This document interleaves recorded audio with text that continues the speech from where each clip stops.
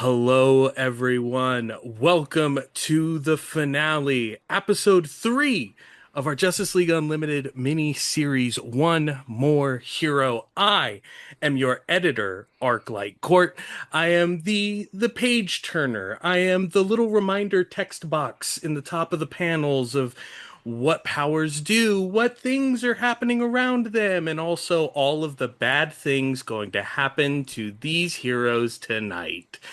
But this wouldn't be a series without an amazing group of heroes, and so we'll have everyone go around tell you who they are and what hero they're playing before we jump into our recap of last episode and then into tonight's. And let's start with Jhevaunte. Hi everybody, my name is Jhevaunte. I'm playing Bulletproof, the Kryptonian hero that landed in Gotham and is definitely not a part of a crime family. Of course not. Never. Why would they be a Never. part of a Karm family? No, I'm Yeah, part of a family that runs businesses. proper businesses. Proper businesses. And, And they wash a lot of clothes, that's why they keep mentioning laundering. also true. And Yeah. to go with being in Gotham City, it was just a few months ago that your family gave you tickets to this amazing A-pop performer, Cress. If you want to introduce your character and who you are tonight. Hi everyone, my name is Cress. I have the lovely opportunity, hopefully not the last time, to be playing Mari, also known as Lumina, your favorite Atlantean pop star. Yes, and at this performance that was unfortunately in like the third encore got disrupted by the Penguin of all people to interrupt an aquatic based performing arts specialist. Why would he be the one to do that? Created an arch enemy in a metahuman from Gotham themselves. Pi, who are you playing? And who are you? Hi everyone. I am Pi or Pie Guy, and I am playing Maximilian Powers or Flight Knight, the metahuman Dark Knight of Gotham. And that was something that appeared all over the internet. A lot of people saw the post not only of Lumina's performance of the Penguin getting a new arch enemy that isn't Batman in Gotham, but one person that does pop up a lot across social media because they're really good at this hero thing. Ray, who are you and who are you playing tonight? Hi, I'm Ray. I will be playing Nova Valentine, otherwise known as Aetheria, your light-wielding baddie. Light wielding baddie is 100% accurate, but from the shadows of all that light being wielded from that baddie across the internet, there is one who isn't really on the internet, but the name has stuck out for decades and may have been passed to a new person to carry that name. Evie, you want to just tell us who you are and who you're playing? Hi, I'm Evie. I'm playing Sandman 4. Uh, Yes, the the legacy. the latest wearer of the gas mask. And the Sandman being before a vigilante, a vision, a thought, a deity of some kind, a belief system that was practiced and followed for such a long time. Not too dissimilar from our final hero in the group. Panda, who are you and who are you playing? Hi, I'm RedPandaCola, and tonight I will be playing our hero Torvald Sigurdsson or Dreki, the dragon of the Bifrost, dragon of light. Essentially, he's just a dude who's linked to the Norse gods and is very similar to a humanoid dragon. And much like a humanoid dragon, I hoard my friends into amazing games to tell amazing stories and do all this super cool stuff.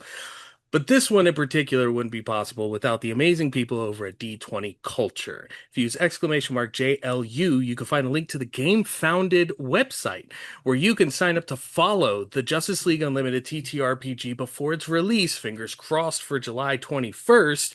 And if you follow it, when you go to purchase your physical copies of the books, if you followed before they were released, you will get the chance to get a specially marked D20 with one of the 7 leading heroes of the Justice League stamped on it as a special thank you from the team over at D20 Culture.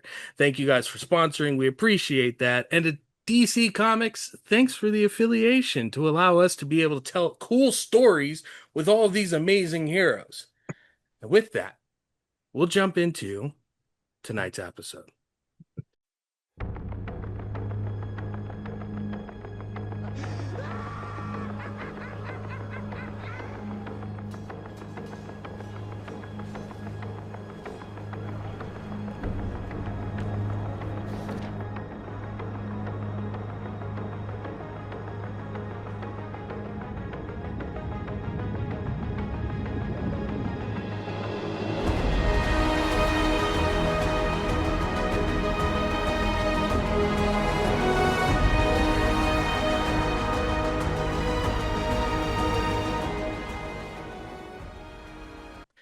The six of you were at the military compound in Southern California, out in the middle of the desert.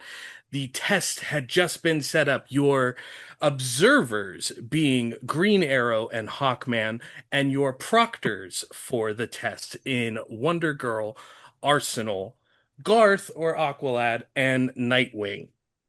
They would be facilitating the various things happening during this natural disaster test. Civilians in danger, rubble or vehicles having malfunctions, structural damage, locating and finding, victims or casualties or people who are in danger and saving them from the natural disaster created as a giant sandstorm.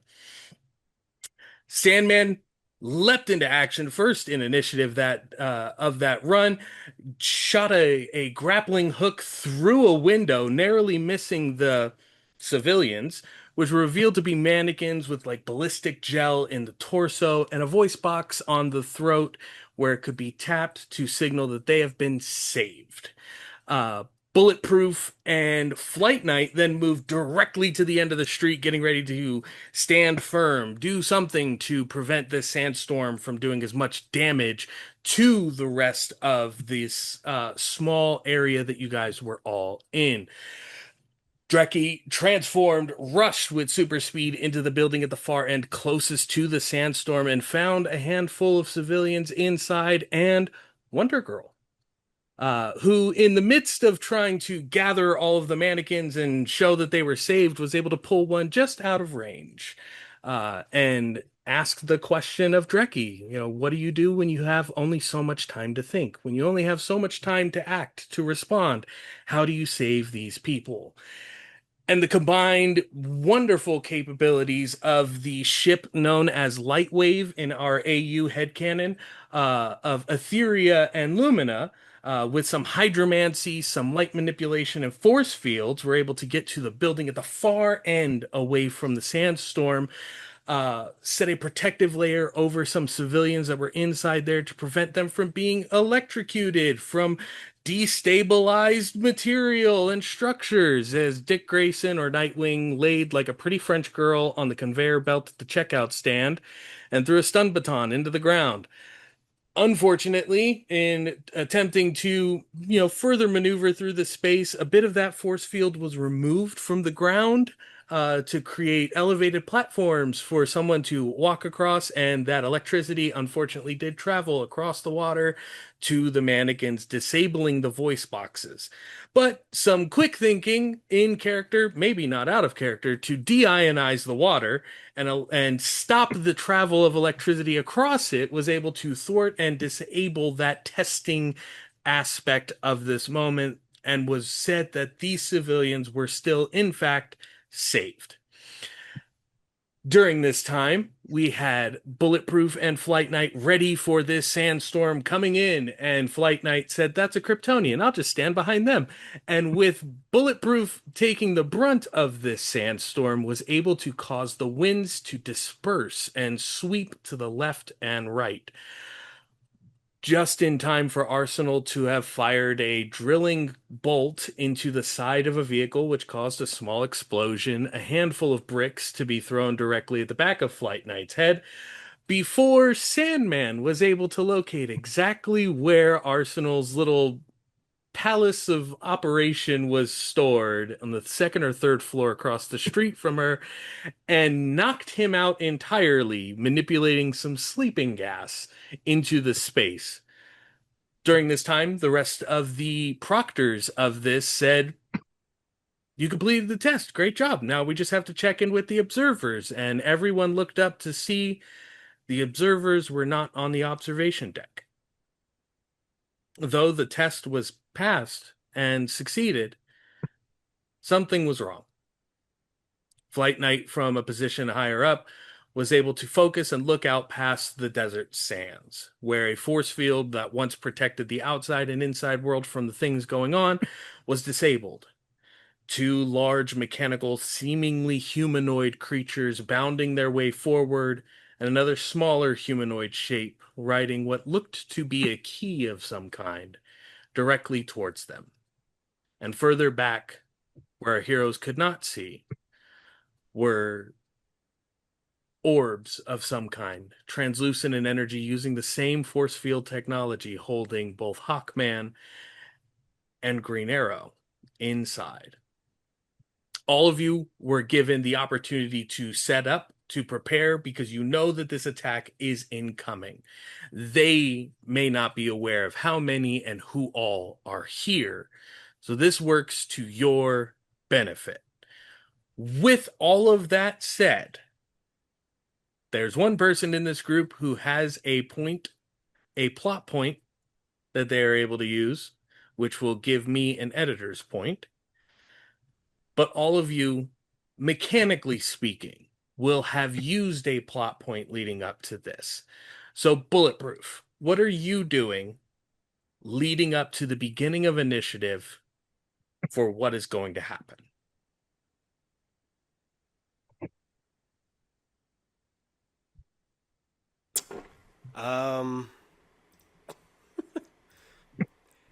I'm going to find the nearest, because I know that there was like destroyed vehicles around. Yeah, Yes. I'm going to find one and rip off the car door and Okay. just have it prepped as a shield slash potential throwing item. Okay. So you move over to one of the shells of like the handful of vehicles that were set up as props in this, makeshift town, and just rend a car door completely off the side. Uh, it does look a little rusted, does look, beaten, battered, but there's no like its integrity itself is not compromised. So you will have this full car door shield to use and do with as you please. We'll jump over to Lumina. Okay. I Lumina ended up scaling up to the roof of one of the taller buildings to Okay. oversee the fight. And she has, I don't know if this is okay. She has an ionized tsunami prepared. So whenever it needs to go off, she can unleash it. Just send it out forward. Yes. We'll say working you and Garth will both be working to have gathered enough of the moisture and water, at least in this space, because you are out in the middle of the desert of Southern California. It's me and my bestie You against have been the able world. to pull as much of it, and you have it in waiting, almost like they are small enough droplets that if people walked around you and Garth, they would be drenched. It's a But it swamp is up on that roof. but it is inconceivable to the naked eye just how much liquid is in the air up there. Flight Night. Yeah, the original idea was to be ready on a rooftop, but I think instead I want to go to like if there's any feasible choke point in the road, like two cars next close enough to each other in the road or whatever as the for the bots to come towards, can I set up one of my EMPs like in between those cars as like a tripwire and then be like behind I don't know, like the interior of a nearby house door to be ready to strike after the EMP. You do have Donna Troy there with you, who is beyond all comparison, probably she is currently stronger than Bulletproof is, but that's because Bulletproof hasn't been fully actualized at this point in time. So you could ask, Wonder Gal, hey, could we like pincer some of these cars to make them go this way? And I then, would definitely be asking in a strategic manner. He's doing his best to be like a strategist right now. And then like he'll ask, can you push some cars closer together? And then if I can set up one of my EMPs as like a tripwire. okay. So she does without question. There's a bit of a smirk on her face, but is like, okay, yeah, and helps move these vehicles into position to where they are in almost like a reverse funnel, Mhm. to where the shorter end is pointed away from you, the wider end being towards the inside of this makeshift city area. And you're setting the trip line at the front part or the back part? I want them to come through the funnel and hit the tripwire. Okay. So at the And back part. yeah, and then I am ducking into the doorway of like a nearby building. Okay. Alrighty. So we've got that. Aetheria. So I would like to find a like high point Mhm. just so that the moment I see these people, I can like shoot essentially arrows, beams of light, however you want to look at it, at them to essentially flashbang them. Do you want to be further back and targeting down, or do you want to be on opposed flanks, left or right? I think I'm gonna be opposed flanked a little to the left, Okay. where I can still see everything, but not like I just want to be the distraction. Got you. Yeah. So you can get on the set of buildings off to the when you guys started the test would have been the right hand side where Yeah, Sandman went up and saved the first two civilians. You're on top of that collection of buildings. yeah, Uh, and you'll have your position to lay down some flashbangs if you need. perf. Sandman. Um, I think I am. I think I'm inside a building. Um, Maybe back in that one I had been in before because I know the layout of it. Okay. Sort of using it as a vantage point and uh using my ability to just sort of pull gadgets out. Um, I want to like have placed a line of adhesive bombs. Okay. Where are we setting these adhesive bombs?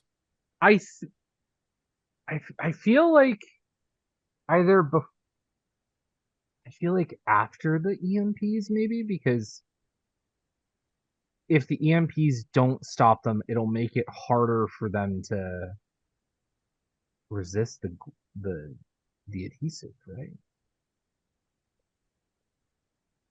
I mean, yeah, the EMPs would give them I'd have to read it again, but if they fail the EMP, they're definitely failing the adhesive bomb.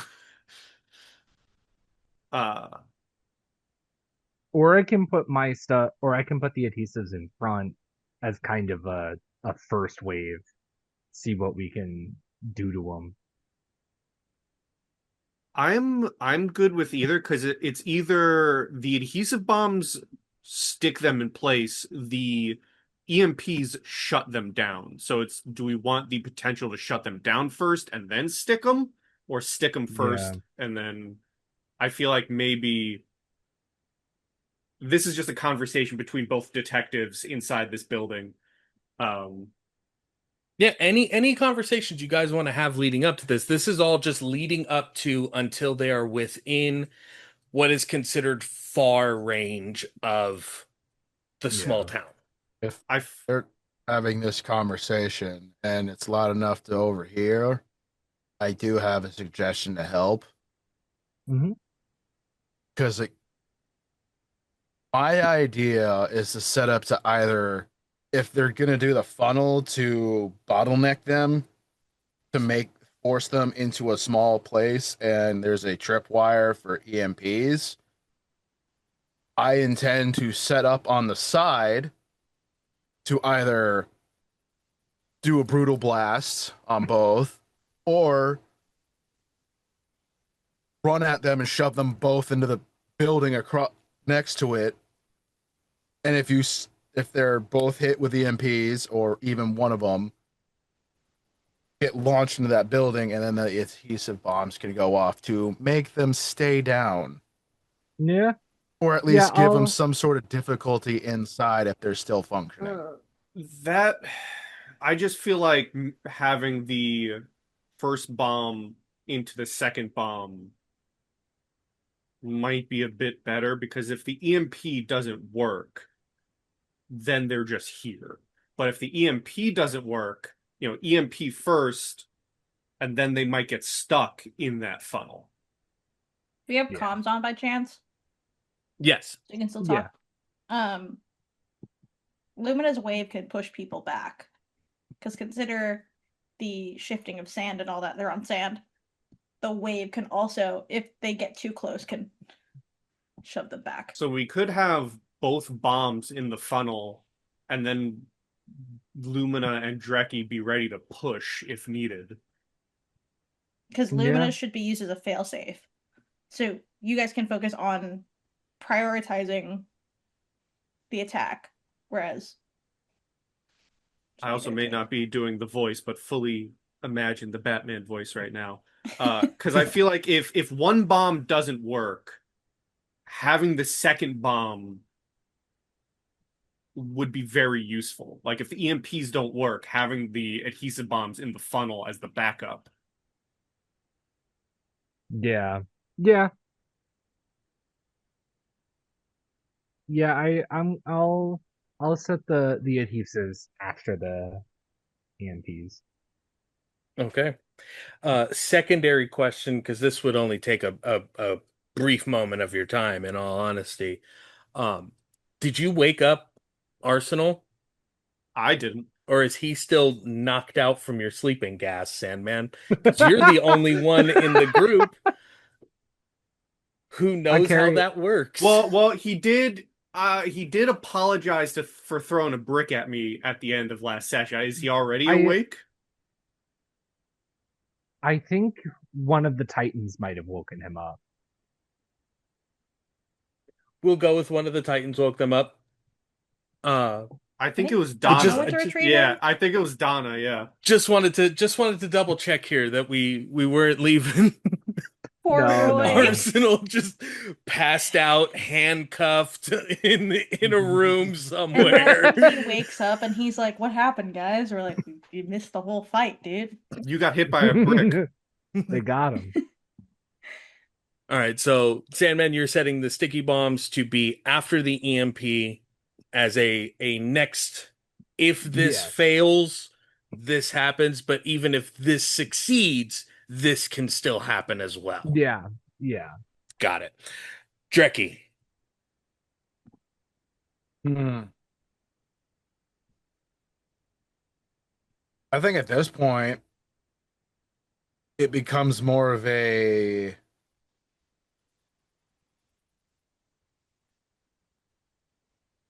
because my idea was to shove them inside of a building, at least the robots, to, if they are as large as you've made it sound like they were, any combat inside the building will make it a lot more difficult for them if they have a smaller range of motion, even if they intend to punch through walls and stuff.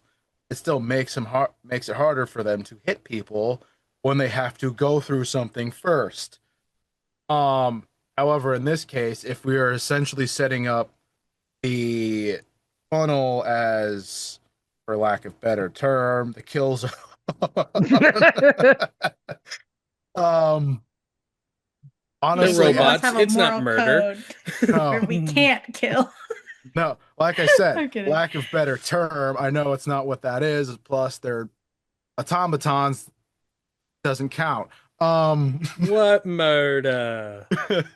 It only counts if it's a sentient being. Anyway, I'm not getting into that whole debate. uh, honestly, I think it's better for him to be flexible in terms of which side, depending if they start going too far in one direction, he might end up pivoting either after the funnel to make sure they stay in it so they don't get too far forward, or if they don't go through the funnel, maybe jump behind them and force them into it if he has to. Okay, so you're staying in a flex spot of if I need to come around the building to push them through these waves that we've set up, I can do that. If they get Mhm. past any of them, I can push them back into said things if needed. Exactly. You Got know, it. I do have an idea that just came to mind as I'm watching Dreki ready himself. Bulletproof has the car door.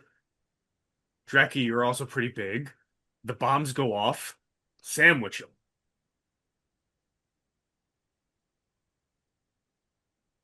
One person pushes with the shield, one person pushes with the fact that they're a dragon on two legs. Yeah, shield wall. I guess that works. So if you want to set up on the other side, I got the bigger part of the funnel. It Sure. makes sense for you to be on the smaller part because, it closes it off. It's like capping it. Sure, I can do that. Works for me. Plus, if they start punching, I can handle it. Uh, that wasn't a. That wasn't saying you can't. No, no, Uh, I think it's better if I use my anger for that one. And she's going to walk to the other side. Check. Okay. And as the six of you prepare all of these, uh, As Garth he is up moves off the with side, going like, "I didn't mean that way." Garth is at the top of the building with Lumina, holding the various water molecules that are being ionized as we speak. We're totally throwing them around, by the way. Yep. Like, we're messing with them. Uh, Arsenal has moved the street again, set up a main thoroughfare or a main street with one branching road, which is the direction that you saw them coming from.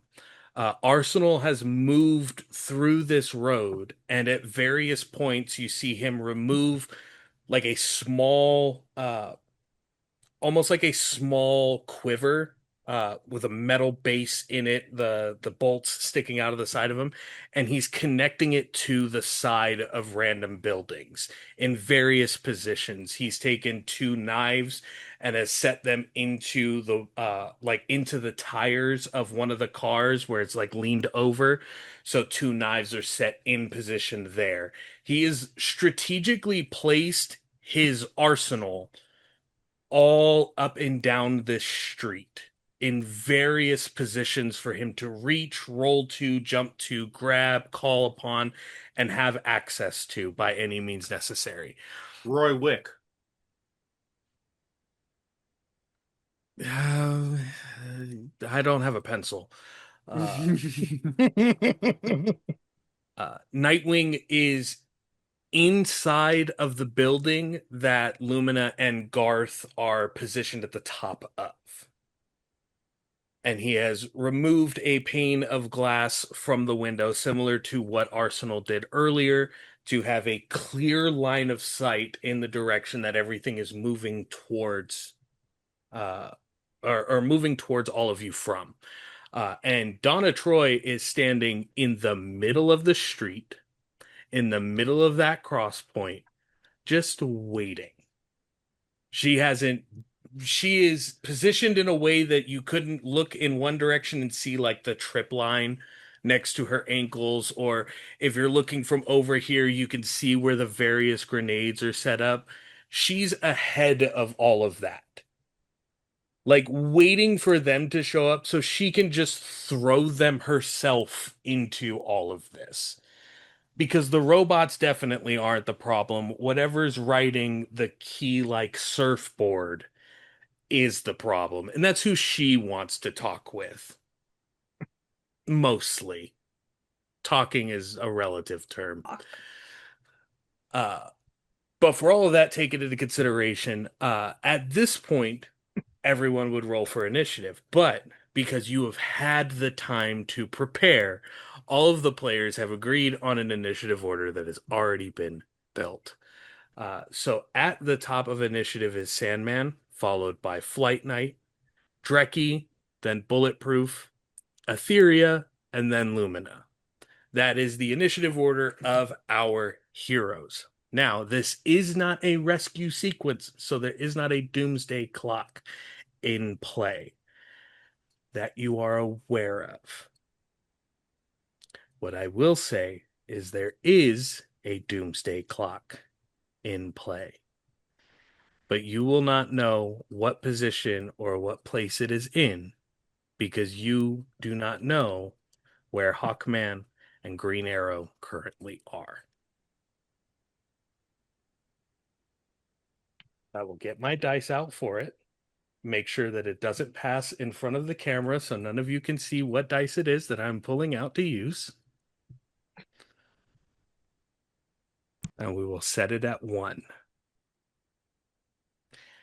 Now, heroes, titans, Atlanteans, Kryptonians, Gothamites, beings of light, and followers of the rainbow path. The sand is thumping. There's heavy footfalls. You can feel the pressure of whatever is trudging and ripping through the grains, affecting the asphalt and the concrete that is laid in this small makeshift training ground. 1, 2, 3, 4. Until you start to see the kicked up dust just off the horizon. These large mechanical robots, automatons, the keybots, wide in shouldered, large torsoed, bronze, almost gold in color, large hands with 3 fingers, it appears, as they slam into the ground, pulling themselves forward, running on all fours, but seem to be, for most purposes, a bipedal, standing, fighting, or contesting automaton. They're built to fight heroes. They are built to fight gods. They are built to fight aliens, extraterrestrials, spirits of vengeance, descendants of great wizards, and mere humans with hearts strong enough to stand against them. Floating several feet behind them, standing atop what appears to be almost like a large skeleton key. A man, pale skin, gold armored pieces that seem to go around the jaw, up over the top of the head, pulled back. Again, this like gold and bronze coloration to the armor and suit that they're wearing. Around their waists, small keys. Across their chest, bandoliers of small keys. And the heads of the automatons, these large keyholes. As they start bounding forward, they are now at the edge of the city, pushing in. They have not crossed the threshold of the funnel. They have seen Donna Troy and are stampeding towards her at this moment. And at the top of initiative, Sandman, what are you doing? I is the key visible? Like, I know you just described him to us, the players, but He is can visible. He is where they are just now cresting the the line in the sand, both metaphorically and physically, of asphalt to this makeshift town and the desert, where they are crossing that line, he is maybe 15 feet behind them. Okay. I am going to activate my knowledge of strategy and use tactical analysis. Ooh, let's go. What does that do? Once per issue, I may quickly analyze my target. I must choose one of the following factors about the target to discover: a weakness, their resolve points, one attribute of my choice, or the first action they will take on their turn. I think I want to know what the key is planning on doing. You want to know what the key is planning on doing? Is it cost Yeah. resolve or is it a roll? I don't think it's a roll or a resolve cost. I can't find it. But it is like a once per session. It is a once per thing I can session thing. Okay. So we will say if it does not state in there that this is just a once per book, once per session ability, the key's goal at this current point in time is to capture Donna Troy.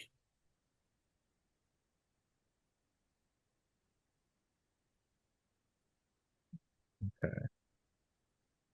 I think over comms, since I'm inside a building, I'm gonna uh I'm gonna say over comms. I'm going to try to get closer, I think. I'm gonna stay in the buildings and try to get closer.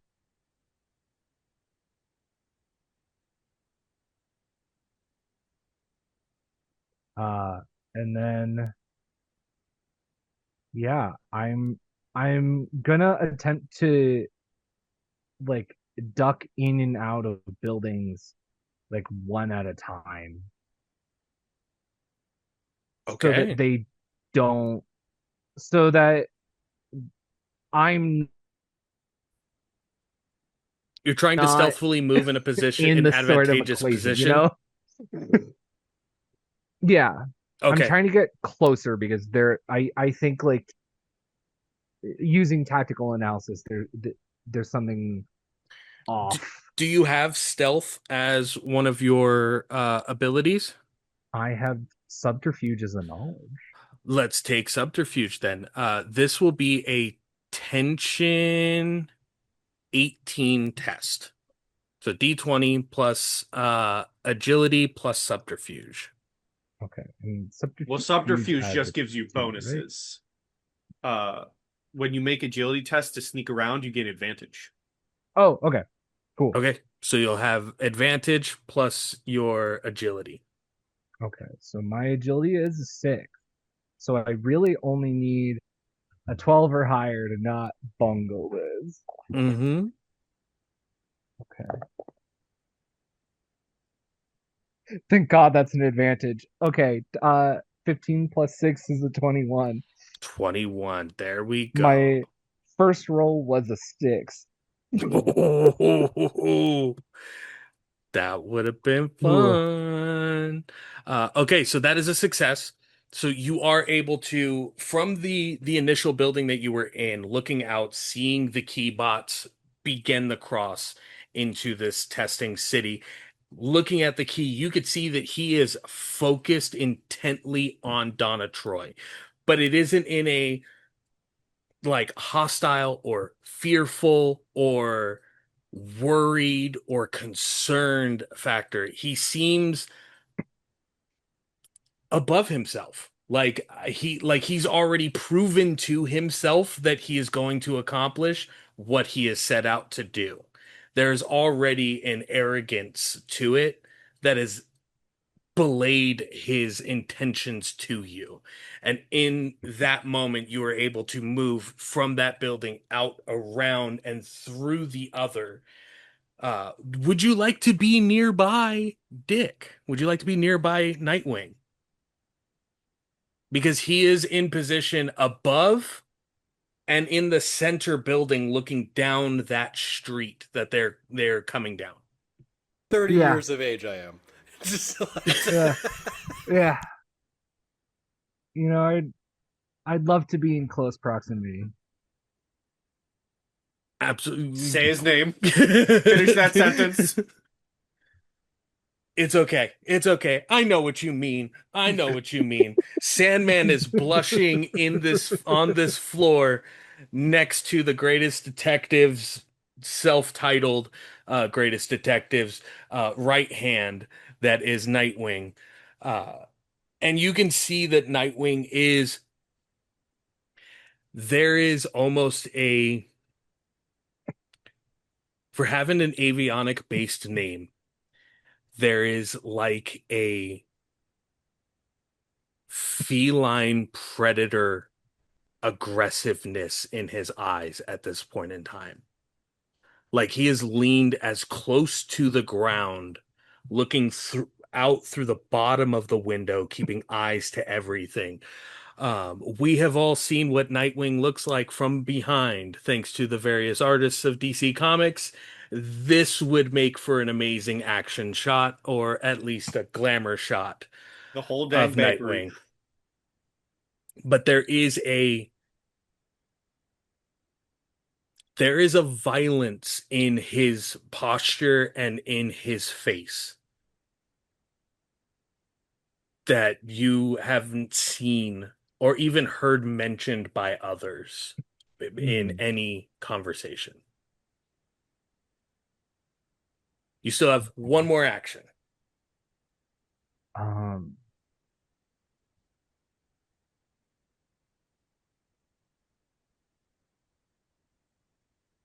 I I think I'm going to tell. I think I'm going to relate to Dick.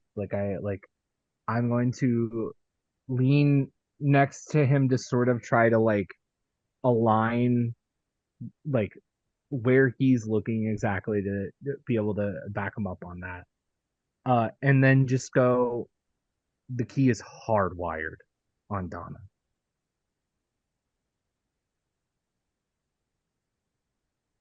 I noticed.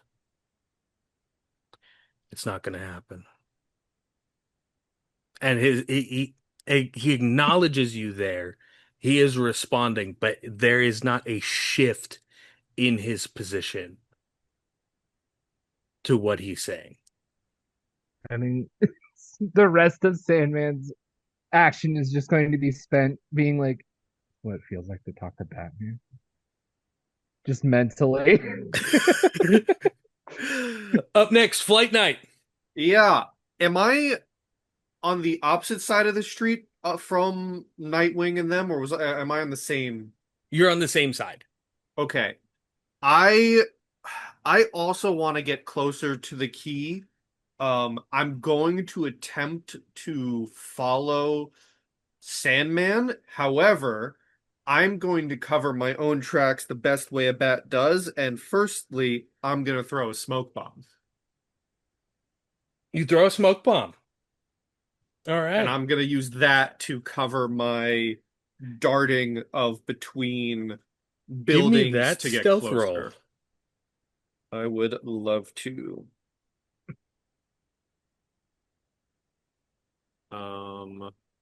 One moment. Just read smoke bomb again.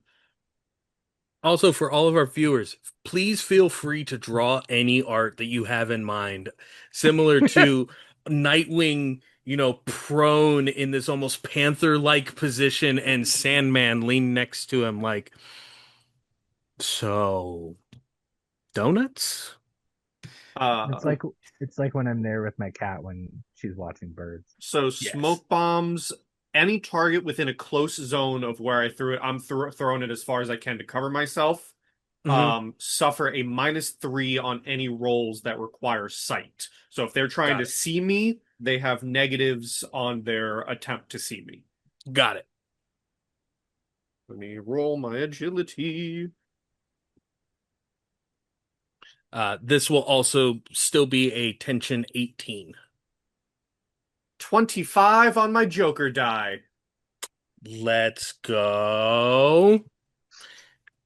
you are able to successfully navigate your way in between the breaks of the building, through what would be the shadowed covered parts of this test city to the same floor as Sandman and Nightwing. Can I actually stay on the ground floor? I want to be able to, like, I want a position where they're above me. I want, like, line of sight on the key on the street so I can just run at them. So if you're going to be street level, you will still have the cars in the way that you guys Mhm. position. You have a planned explosion to go off. It would be very hard to keep line of sight from the ground floor. You could go to like the first or second floor and have line of sight down to where you could, like, from an angle jettison down in Is that there like area. a stairwell with a window? Inside the building, Yeah. for the most part, all of the floors are completely empty with just a single staircase that goes, Yeah, that's what I'm saying. sideways up In and down. that like sideways up and down stairwell, Yes. is there a okay? I'm not on the floor with them. I'm in that like middle stairwell at a window. Okay. So you're taking that position and then just keeping eyes towards everything that's happening in that area, ready to immediately jump into action as needed.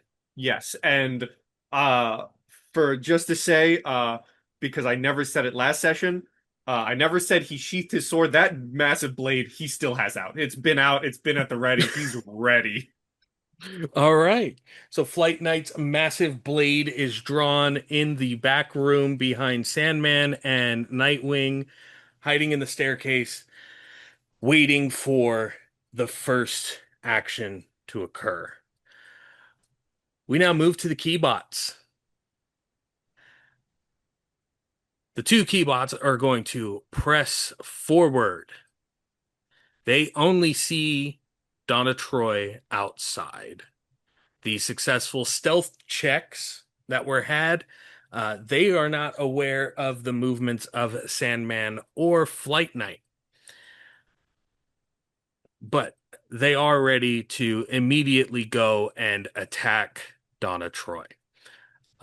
Both of them are going to first spend a resolve to increase the armor plating on their forms. And what this does is, as they spend this point, you see the plates that are on the chest move and shift down. The plates that are on the legs expand, open up, and then between the plates as they open, another plate moves into position, connecting them. They almost become 7 or 8 inches wider as their whole bodies grow massively and they start stomping forward, no longer on all fours, but now both on both feet pushing forward. They are going to walk through the EMP. Trigger the EMP. So, what happens? If they are non-military electronic devices, they're just disabled for one scene flat. But the second half of that, or any non-military electronic devices within the range of the EMP are disabled. Robotic enemies, or those wearing technological armor, must make a resistance test against tension 16 or lose access to all of their technological abilities for 1 round. Okay. They are above the level of military electronics, so they will need to make the tension check for that. And they have a +9 to these rolls. And it is a 16. The first one is a dirty 20. The second one is a 26. Okay. So they succeed. The EMP still does go off, but they resist it. Yes. So they push through the EMP. As those go off, you see the waves of energy start to vibrate and push against everything inside. But that expanded plating, you think, has added to their ability of resisting what is happening. It has increased their defenses because they know they are standing up against a daughter of the Amazon directly in front of them. So they're prepared for a variety of things here. But stepping further past that, because Donna Troy is behind there, uh, grenades go off. What do the sticky grenades do? They are going to need to make an agility test against tension 15 or gain the immobilized status. Alrighty, they add 0 to agility tests. That is a 2,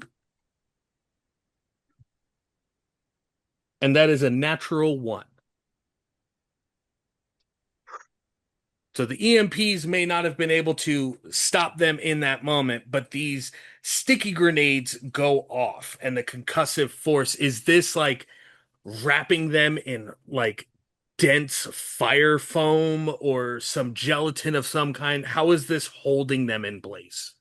I was picturing like fire foam, that like rapidly expanding, like Rapidly expanding, uh, rapidly hardening, just instantly yeah. solidified around the legs and movement capabilities of the keybots. Uh, Both of them are restrained. Is that correct? Immobilized. Immobilized, cannot move, may act normally as long as movement is not required, may attempt to break free. Um, so on their next turn, they would get the chance to roll to try and break free, but they can still attack. So with that, they're going to take two key cannon shots. Both of them are aimed at Donna Troy. Is a +8 to the roll. That is a 20. What is Donna Troy's? What do I have her? Yep, she's fine. She's fine. The second one, this one does hit, unfortunately. That is 2 points higher. So Hmm. because of my code of conduct, Uh-huh. and I have the ability, the trait, no one gets left behind. Once per scene, when an ally or civilian would suffer damage, you may instantly move to them, intercepting the blow or hazard that would harm them, taking the damage in their place. Regardless of the amount of damage, you mark one condition. Okay. Are you doing that? Uh-huh. All right. So first condition marked. You are Tired. considered tired. But you are going to take I also have damage reduction 3. uh 8 points of damage reduction 3 to 5. So you Okay. can subtract 5 resolve, or you can take another condition. I'll lose the 5 resolve. Alrighty. The Rainbow Bridge connecting not only those who follow Astaru, but all who believe and have faith.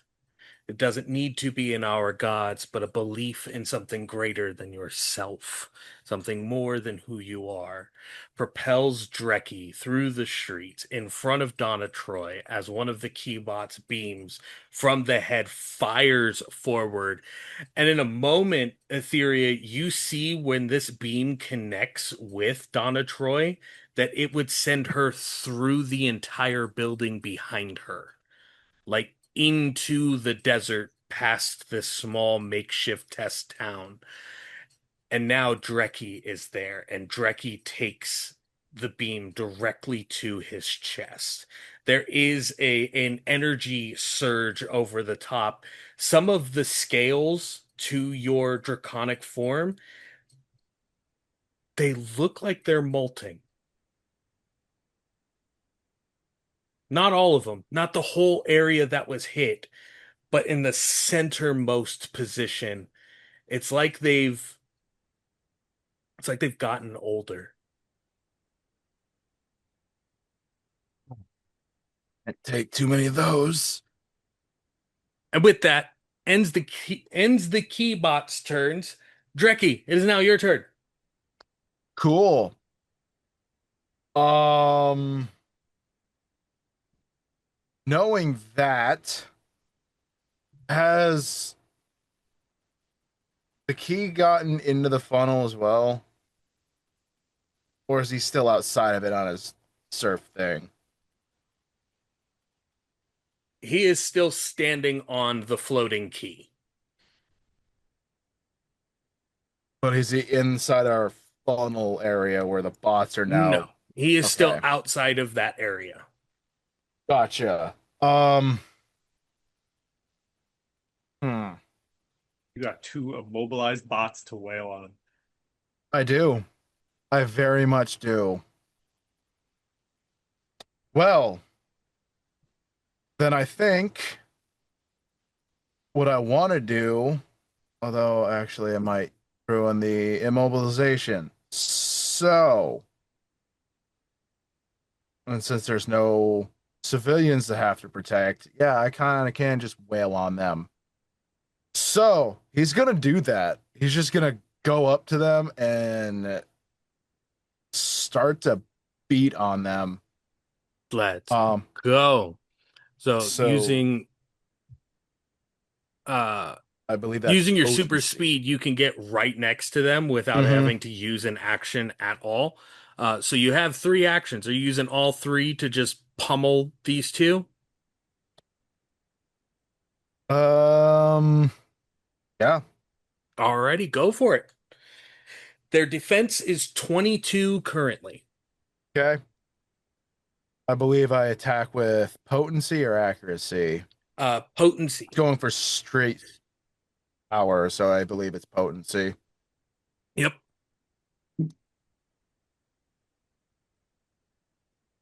I believe the first one misses because 6 plus 13 is only 19. Yep, that misses. Ah, much better. That is a 28. That hits. And I believe, let me check my abilities real quick. So I'm just going to activate Powerful Strike now at the cost of Resolve. Okay. So one sec. As I mark that so I can keep track of it properly. So when I hit, I do an extra die of damage. Let's go. So it's going to be 2d6. 2d6 plus your potency in damage. Yep. Which I believe would be. Is that a plus 13 as well? Yeah. Cool. So 21 points of damage. 21 points of damage. Let's go. That's the second one that landed. Time for the last one. Are you attacking the same one again? Or are you one into one? I'm one into one in the other. Okay. 11 plus 13 is 24. Hits. And I'm just another one, another point of resolve, just to Up the ante. yeah, because at this point need to whittle them down because if the key is going to be a real problem if they keep hitting people with that thing. 7 plus 13 is 20. 23. All right. So, Dreki, as So you from the position in front of Donna Troy taking that blast, again, the Rainbow Bridge, the Bifrost itself propelling you forward in front of them. The first swing just goes right in between the two of them. Because you're used to people moving when you go to swing. So you punch mhm. where they're going to be, not where they are. And they weren't there. Oh, yeah, looking down, that hyper, flash foam expanding and hardening. You then go, oh, I don't have to do that. One into one of them, the other into the one next to it. They do mark two conditions. So both of them are looking pretty rough, even for the expanded armor that they had previously. It now looks almost like that armor isn't worth having anymore. When Uh, I say I can hit hard, I can hit hard. that is true. And with that, end of Dreki's turn. Up next, we've Uh, got do we have the Bulletproof. ability to call out things freely in between? Speaking, yeah, you guys all Okay. have open comms with each other. As he's doing that, he's gonna immediately say, "Someone take care of that key guy and his blaster, because it's gonna get bad." The bot is what blasted you. Yeah, the bot is what Oh, the blasted you. bot. Okay, never Mhm. mind. I might have misunderstood. The Either way, key has not gone yet. okay. Never mind. I take that back. Or rather, I altered it to, we better take these robots down quickly because it's gonna get even rougher if they keep hitting people with those blasts. There we go. Bulletproof. What can I see from my position? You see Donna Troy is still in position. The EMP trip line had gone off, but the EMP didn't have a lasting effect. You saw the blasting foam go off from the sticky grenades, and then that halted the movement of the keybots. They both attempted to open fire on Donna Troy. One of them missed. One of them would have succeeded, but then Dreki got in between that keybot and Donna Troy. Uh, Dreki then rushed the bots, missed his first punch, hit one on the one to the left, hit one on the one to the right. And the key, the person floating uh, roughly about 30-45 feet behind the robots is getting ready to cross the threshold into the test town. She is going to very, like, eerily calmly walk out from her position to meet Key as he's coming out. Okay. So you step out into the road behind the keybots, ahead of Dreki and Wonder Gal and the rest of your team, for the most part. What are you doing? She is going to slowly, like, rotate her shoulder and look up and reach to just to touch the communicator. That's a bad guy, right? Yeah, Yep. not like super high level bad guy. We put him like somewhere in like the C, maybe low B tier range of bad guys. She sets the car door down, grabs it, and bends it until it's curved. Okay. La va la spacca. And she's going to throw the car door directly at him. Okay. Make a accuracy check. Crab. Uh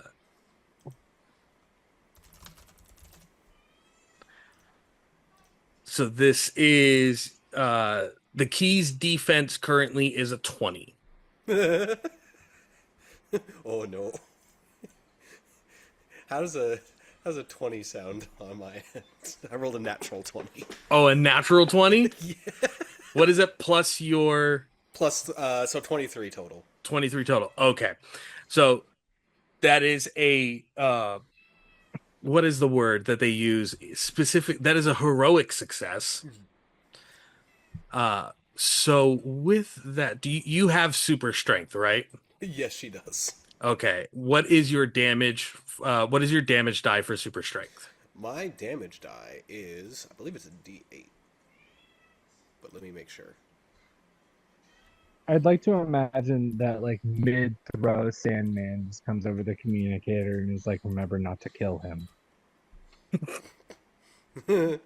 That's why she bent the end, so it wasn't like a serrated edge. Oh no, I rolled 2d6. 2d6? Okay. So you'll roll 2d6, roll it again, and take the better of the two rolls for damage. Up by one. All That's right, why one she sec. rolled it to squash him.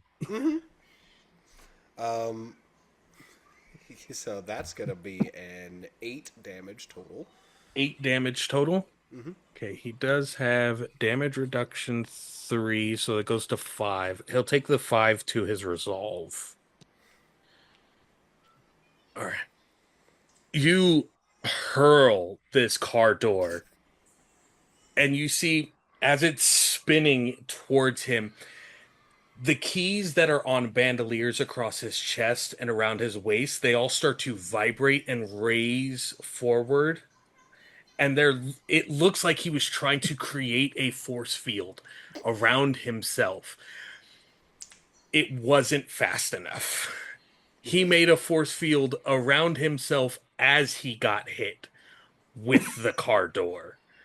So he bubble boyed himself with, a punch to his sternum at the speed of Mach Jesus in this moment.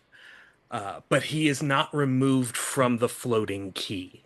He is like knocked backwards and is like pushing himself to stand back up. The door still inside of this bubbled area around him until it dissipates and falls onto the floor. She is going to, like, as soon as that's gone, she sees he's still up. She just starts bouncing from foot to foot. And I'm not going to reference anything other than the fact that if you've seen a very specific anime, a character tapping their foot and the ground starts shaking, starts happening as she just keeps bouncing. You've interrupted something that I was looking forward to, and I'm not exactly in the best of moods. So let's say we up this to 85%. And she's going to stop and stomp, and there's just a small crater under her. I'm going to use World of Cardboard. Let's go. What does that do? So, World of Cardboard, because she is an enraged hero, let me scroll back up to get the exact wording here. Cardboard World. Once per issue, when I face a situation in which I can unleash the full extent of my powers, I can increase my damage die by 1 step. So now you're up to D8s for your damage die. Let's go. Deliver a speech about how you no longer need to hold back is crazy. I did that earlier with the Olava la Spacca, which is Italian. Either it goes or it breaks. Love it. If Flight Knight sees this and hears this, there's definitely a moment of him like wide-eyed and thinking to himself, I've gotten so lucky. That's my future wife. I was thinking more so I've gotten so lucky that I haven't been pummeled into the ground yet, but yeah, that works. My first encounter, I threw him into a wall. Both same, both good, both fine. Two things can be true at once. Exactly. From there, Bulletproof, we move to Aetheria. Okay. Question. Answer. Where am I in relation to the dude on the... You were on the roof of buildings off to his right. And you currently see the Bulletproof Mafia princess in front of him who just stomped a literal hole in the ground and said that she's ready to have fun. Well, hearing that, I would love to attempt to shoot an arrow at the hoverboard craft floaty platform. I want to ground the key, essentially. Okay. This will be a difficult shot because you did also witness Bulletproof throw a whole car door at him, and even that didn't knock him off of the key itself. So it will be a difficult shot. You can still attempt it. I'm just letting you know that the difficulty is up there. my accuracy is also up there. So Okay.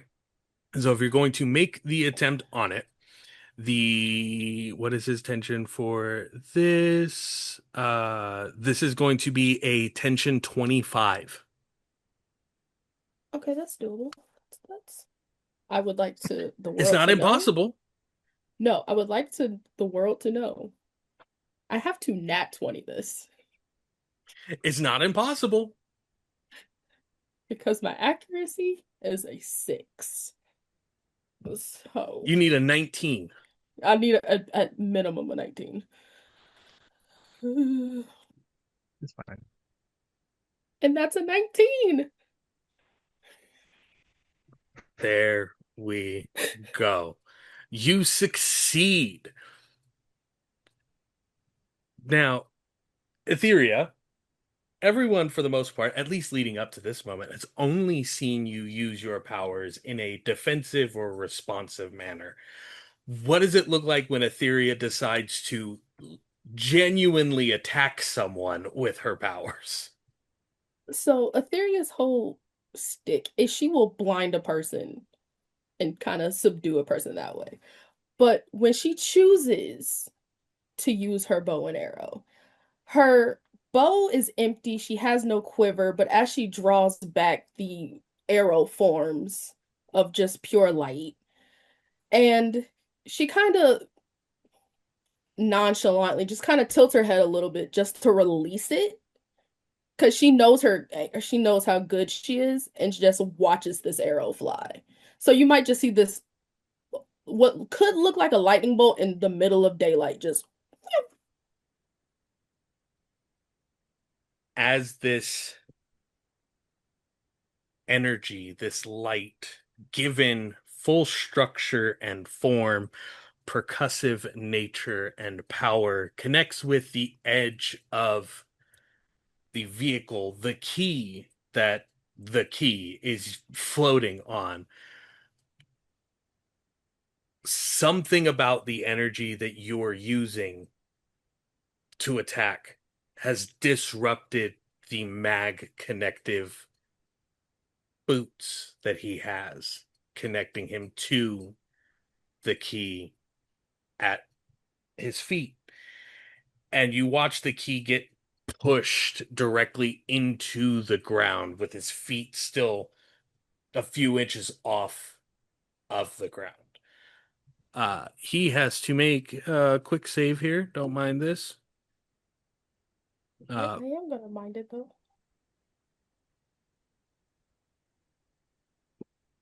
He succeeds, so he doesn't fall on his back and is not knocked prone, but he has been effectively disarmed of the key that he was using as a vehicle. You still have 2 more actions. What would you like to do? So knowing that Lumina hasn't done anything yet, I would love to use my ability Checkmate, Mm-hmm. which it says everything is clear like a chessboard. Once per scene, you may spend 1 action to move an ally who is within the same zone as you. You may move them out of danger, place them strategically between yourself and an opponent, or simply put them in the perfect position to attack. Okay. Who are you targeting with this? Lumina, because I know that they are building this tsunami thing. Lumina would not be considered in your zone right now. You have Dreki, you have Donna Troy, you have Bulletproof, you don't know where Arsenal is. Garth is with Lumina, and Nightwing is with Sandman. So you only have those 3 that you could strategically move because everyone else is out of your zone. You should move me closer to him so I can beat him up. You should move me directly in front of him so I can beat him up. Counter offer. You want to blindside him? I can put you behind him. Hell yeah. Yes. So, yeah, I want to do that. Let's put Bulletproof directly behind the key. Okay. Manipulating the light spectrum for you is nothing more than a quick calculation. It is just like adding 3 and 7 to make 10. But in this position, you have repositioned light.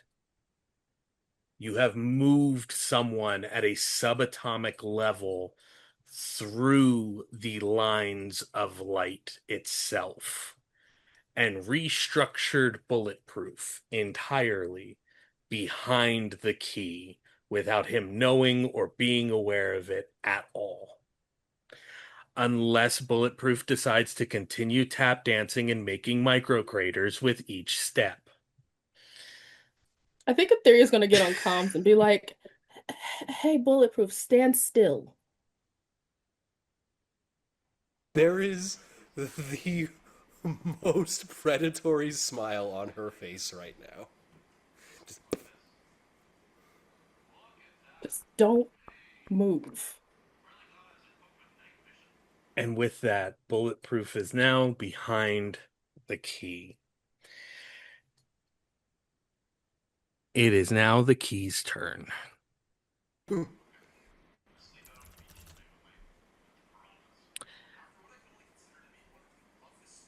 The key grabs one of the handful of small keys hanging from the bandoliers on his body, pulls it away out in front of him, and it elongates. It becomes an almost staff-like weapon before he turns and points one end of it forward towards where Donna Troy is.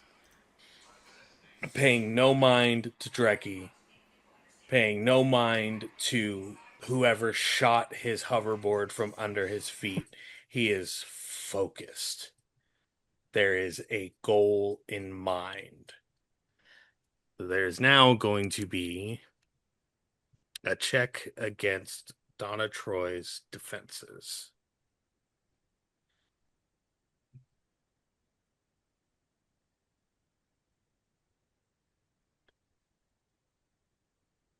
And with a 26, from the end of this key-like staff, an orb moves forward, flashing through Dreki and then materializing in full form around Donna Troy as the hexagonal lines start to form entirely, creating this sphere around her with a single keyhole like lock device at the very top of it. And as it gathers, it starts compressing and getting smaller and smaller. Now, I'm sure one of the others is here that I meant to gather, but quite honestly, I've already got the Archer and the Hawk. Now I've got Wonder Woman's adopted daughter. This is going to make a great payout for me. Turns around and sees Bulletproof and goes, "Oh no." The key that was pushed to the ground juts up between the two of you. And he grabs the middle of the key as it starts to pull him into the air. That will end his turn. Up next, Lumina. My plans got ruined because you attacked my girl. Okay. Question. Answer. Am I visible on the field from my head point? No one has looked to the top of the building. No one has line of sight of me? No Okay. one has line of sight of you. Got it. I heard the key say he has Oliver and Hawkman, right? Can I utilize because I can't really interact. I think I'm too far to use any of my attacks. because I'm on a building, correct? Well, you and Garth have this prepared tidal wave. So here's my thing. I'm mildly concerned because who's on the field? Who's on the field right Because now is Dreki, Dreki, Donna in the bubble right uh-huh. now, Bulletproof, and the robots. Key is now floating in the air, getting ready to take off. Okay. So she's gonna call it on her comms and be like, Dreki, Bulletproof, your resistance better come in handy here. And she gave him a warning, and she's gonna send out that tidal wave. All right, you and Garth will release the tidal wave. Go ahead and make this attack roll. This will be spirit or potency. It is a 19 plus a 6 from spirit, so that is a 25. Well, you would also be adding 5 to your roll because Garth has been working on this with you. So that's a 30. So that gives you a 30, which will give you a heroic success.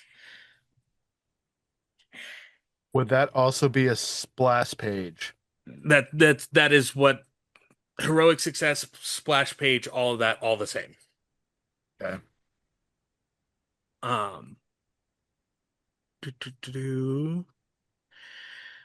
So with this in consideration, you Mhm. get the best possible result that happens. What is the best possible result in this moment for Lumina as this tidal wave pushes through the city?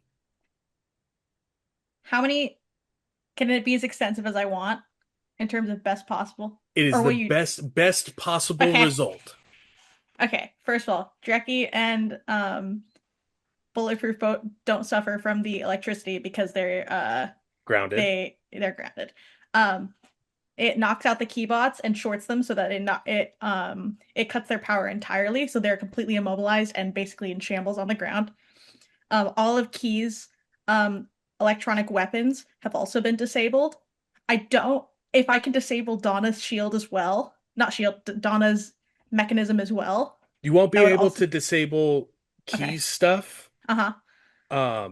You can move Donna using the water if you want. Okay. Donna gets pushed back into a safer zone, further back, maybe behind a building if I can. You pull Key gets her pushed. into the building that Yes. Nightwing and Sandman and Flight Knight are Yes. inside, and the rest of it pushes forward. Yes. Mhm. Okay. And then Key gets shoved back if I can do that. Key will move, but it's not going to affect his equipment and gear, I will Okay, say, that's because fine. he was already being pulled up and out of the way. There would have been less water at the top And I want as him to be compared to the bottom. pushed towards Bulletproof, who's standing there at the ready to just get him. Bulletproof will just have to turn around, essentially. That's Okay. how we'll rule this is the wave as the wave is culminating from all of the water gathered by you and Aqualad around the base of the building, a small portion of it wraps around the orb that Donna Troy's in and pulls her into the building itself. The wall jettisons up and starts pushing forward.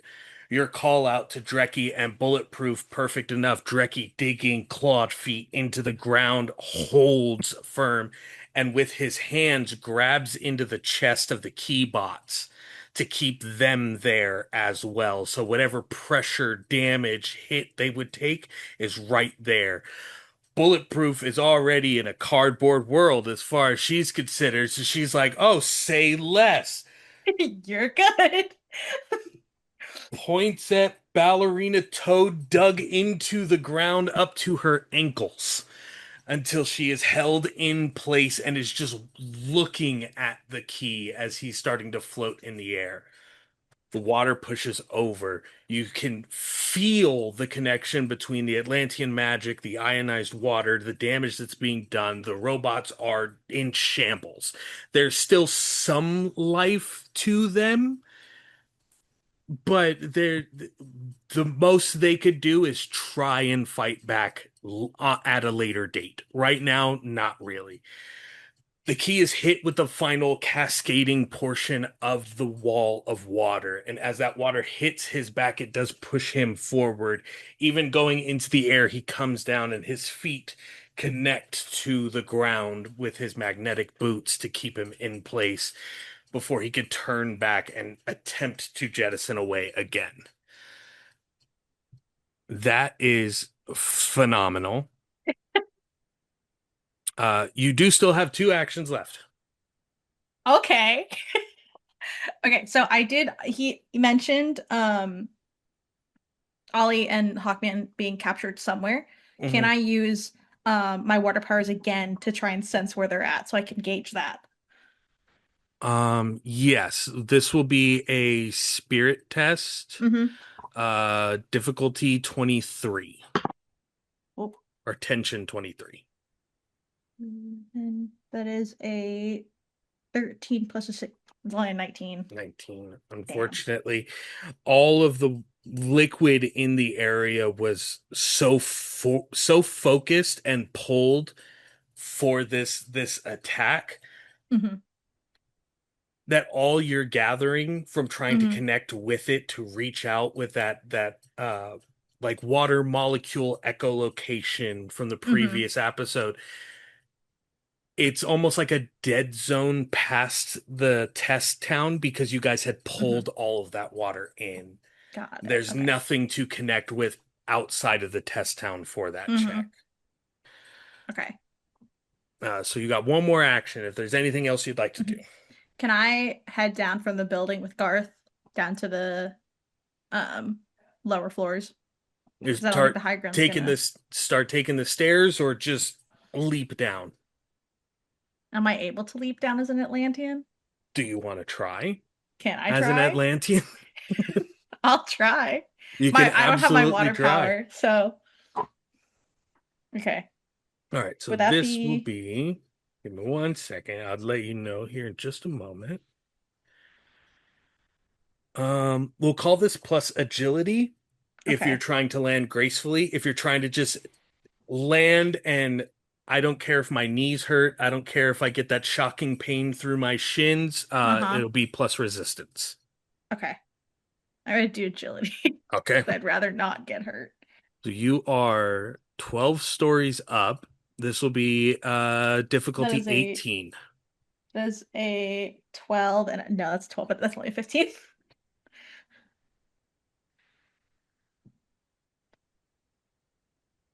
So you got a 15? Yeah. Okay, that is 3 under. You are now tired. Okay. You're not going to take any damage, but you are tired. I can live with that. Okay. All right. At the end of Lumina's turn, Garth has jumped down with you. Oh no. Please stand by for just a moment.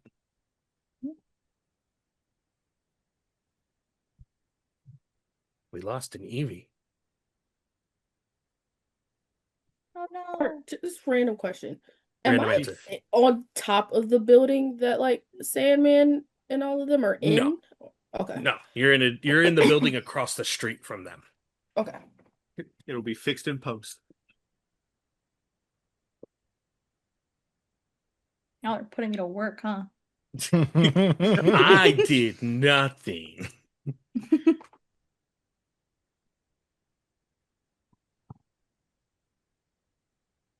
Ray put Arc moved the die. This die has moved a few times. That was the first time I caught it, though. Like, I actively watched you do it and went, oh. Oh, no. Oh, no. My ankles. Yeah, your ankles no longer existed. Them shins are gone. I was like, can I chance this as an Atlantean? Maybe. Why not? I've had 2 heroic successes in this game already. I feel like I took a chance. It's fine. Hey, listen. You know what they say? YOLO. Unless you're any other character in DC Comics. Was the Atlantean version Yoso? You only swim once. Mm. Yo, so also such a good song choice.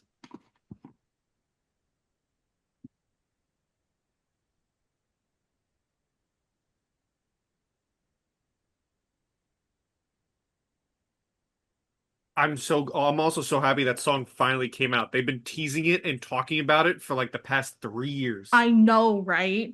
Because I love that track. Like, so funny enough, when I And the was remix editing is my, better. The original remix that someone made of it is I better than the know. actual song. But so that track from Talk to Me, when I was editing, I think I forget if it was Heritage Collection or if it was my senior design project.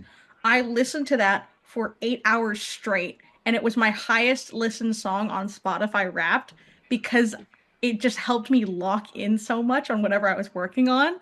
And so I listened to the audio for so long. It's so good. It is really good.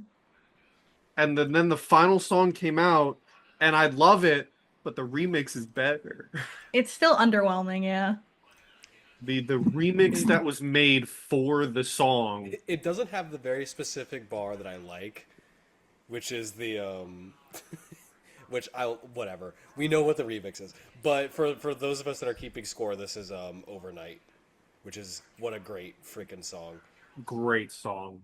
Hmm. But it does fit for, for the duo really. Yeah, I was gonna say for the Gothamites. Yeah.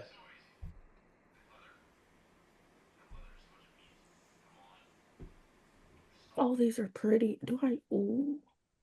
What's pretty? I'm looking at demonias. Do it. Ray, what I'm telling you, my Shaker 72s get me through everything. I'm gonna go listen to the song now. My Shaker 72s are my lifesaver. You've seen me run after people in them. Technically, I didn't. Oh wait, you didn't see me run after Liv? No, I was still inside. Oh yeah, I ran across the entire convention center in those, and my feet did not. Okay, it could have been alcohol, but it wasn't hurt. It didn't hurt, and I've worn those for full con days. 10 out of 10 would recommend. Could have been the alcohol is hilarious. Well, because here's the thing, You I tend was not to feel a lot of things when you're drunk. I wasn't super drunk. I had like a few drinks in me, but then the problem was my friend was really drunk and she's a runner. So I had to, At least you never yeah, have to worry about that with me, because I ended up laying down. yeah, laid in my lap. It was, To the point where somebody came. I distinctly remember someone coming over like, "Are you okay?" I'm like, "I'm fine. I'm you're just like, here." you're good. Also, Yeah, no. It was, look at my Aetheria die. This thing is massive, by the way. oh my God, it's so pretty. But it's like, That's beautiful. If but like, Lumina gets it if this becomes a long-term game, I'm getting jellyfish for dice for Lumina. reference. Oh, we have an Well Evie back. Yes. Okay. I'm using my Yay! I gotta see Joker if there's D20. I don't know Bifrost if it dice. shows. I'm using the only I dice have that one I of own. those.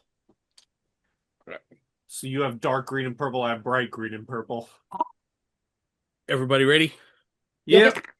All right. Yes, Thumbs. thank We you. go So back. sorry. You're good. You're good. Go back in 5, 4, 3, 2, 1. And we return. Slight tech difficulties, but what is a stream without some slight technical difficulties? We were on the Proctor's turn in initiative. So, as stated, Garth had jumped down alongside Lumina. He did not fare as well in his role, and is also suffering the tired condition, only because of having already had summoned a massive sandstorm using Atlantean magic previously. He is showing some signs of minor dehydration at this current time. But he is going to move himself and Lumina inside of the building that they had pulled Donna Troy in, and is going to start looking for the what is essentially like the sprinkler system or the fire response system inside these buildings that you guys had seen used in the supermarket area by Nightwing during the testing phase. And he's trying to find a way to engage them because then it will draw water from a distant well towards this area in order to give more access to it for not only himself, but for Lumina as well in handling this situation at the moment. Uh, Flight Night, you're in the stairwell, but you will also see alongside Sandman that at seeing this massive wave of water begin to manifest itself in front of the building you're in and then push forward and out, taking in all of that, there's then a sudden realization that Nightwing is no longer laying on the ground looking out the window where he was previously. Uh, Dreki, you see and feel a dominating presence that doesn't feel hostile to you. But it is like watching a trained fighter stand in an empty room breathing before a fight begins as you see Nightwing standing next to you.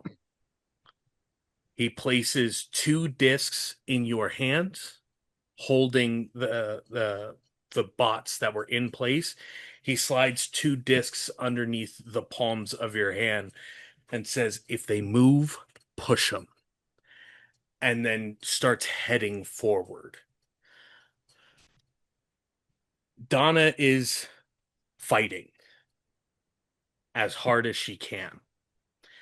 And for Lumina, who's had a handful of interactions with Donna Troy and various other members of the Titans, you have never seen her distressed to this level. And you're starting to see why this anxiety and stress is starting to lift and carry over her as parts of her hair along the side of her head are starting to gray. There are wrinkles starting to form around the edge of her eyes and the sides of her neck as she is fighting violently inside of this containment sphere, but cannot seem to find a way to break through. There is a desperation, not for herself, but to ensure that no one else is put in this position at this point in time as to how hard she is fighting within this.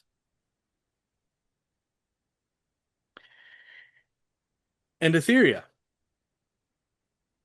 standing on the top of this building, bow still in hand, watching everything that has just occurred. Do you feel a tug at the hand holding the bow?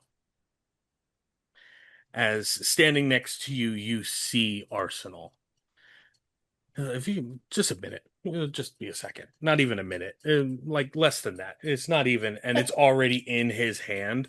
Excuse me. As from the gauntlet on his wrist, you see 2 what look to be almost like carbon fiber poles that are bent in a U shape, protrude out, snap, spin forward until it's a full length arrow. And then he dips it into a metal compartment pouch on the side of his right calf until there is something connected to the end of it. Before he knocks it, draws it back, looks over the top of the roof before leaning over the top of the roof directly at Key. And goes 3, 2, 1. As 3 batarangs go flying from where Nightwing is standing directly into the back of Key. And as the three of them connect, this arrow is released from Arsenal's grip using your bow, and it spirals out until it opens up into several small fiber-like coils or foils of a rapier, and as it does, it grabs around the three batarangs in the back of the Key and then start whipping until they are spidered, grapple, and holding the Key's arms tightly to his chest and woven through the Key bandolier on his chest and back. He goes, "Okay, you could, here you go." Aetheria's just gonna. Don't you ever. Well, mine's down there, and I didn't want to go running through the That water. is not my And problem. then You drops do down not the touch side. my bu-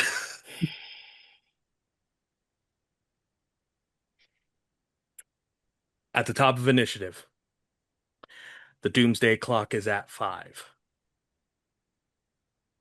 as there have been 5 failures up to this point. As the Key is bound, wrapped, and contained, 2 spheres are now jettisoning across the desert sand towards him. All of you, give me accuracy or mind checks. Ooh. Ooh. I'd love to. I would love to roll a mind check. I'm speaking my language. 14. 10. Accuracy, and it's a 18. Right, mine's accuracy, by the way. Okay. Also, mine is accuracy. 25 accuracy. Jesus Christ. 22 for accuracy. 27 with mind. Damn. All right. 10.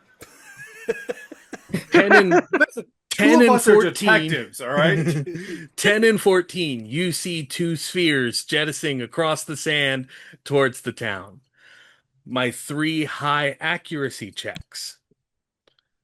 18, you are able to make out the silhouettes of the individuals inside of them, and you are able to, from the silhouettes, that is Hawkman, that is Green Arrow. 25 and 22, correct? Yep. 25 and 22. 22 accuracy. Green Arrow doesn't have his quiver or his bow at all, and looks like he is now somewhere in his early to mid 60s.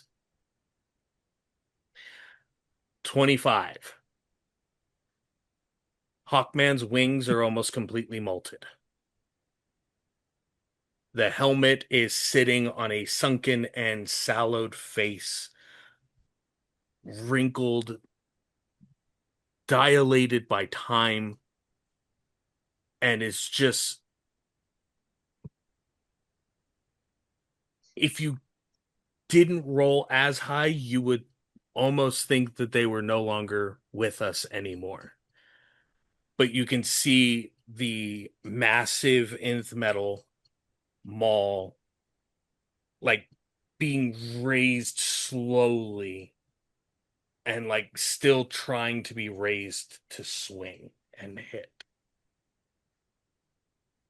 Aetheria, I would like you to go ahead and take a plot point, because this connects with your wonderful ability as the genius with your Babylology. In the same way that you were able to reconstruct and move Bulletproof from one position to another using light as a means of teleportation, there is an energy source inside of or around these spheres that seem to increase the amount of gravity and energy within a localized space. and in doing so is advancing time inside of these spheres at a rapid level.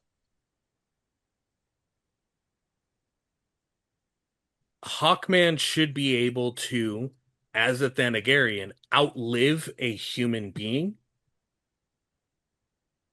You think that they're tied directly to whatever the life cycle of a creature or object is within these spheres. So time is passing much faster in Hawkman's sphere than in Green Arrow's. Donna Troy's is moving at 10 times the speed of Hawkman's as an Amazonian.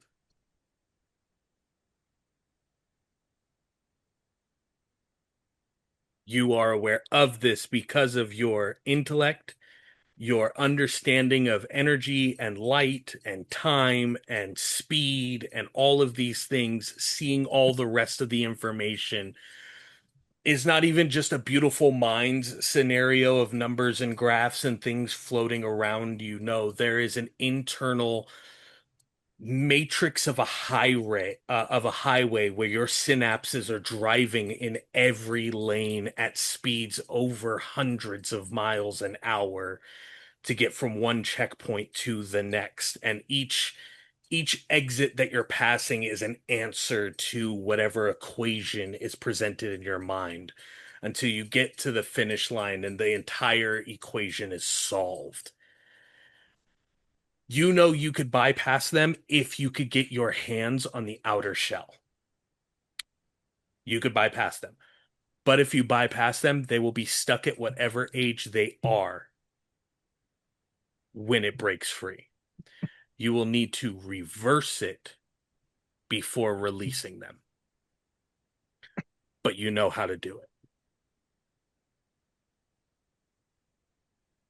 And at the top of initiative, Sandman, what are you doing?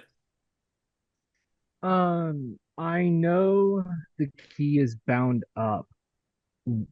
Is he still holding the key staff he had, or is that Nope, that has already started visible at all? floating back up into the air. He How let far go of away it. is it? He let go of it when uh uh he got hit with the batarangs. So it will be eye level with the floor that you're on right about now. But it is in the air. Can I'm gonna spend a resolve to pull my grapple gun back out, and can I shoot the key staff to try to bring it to me? Bring it into you? Absolutely. This will be accuracy, and the tension on this is 21. Okay.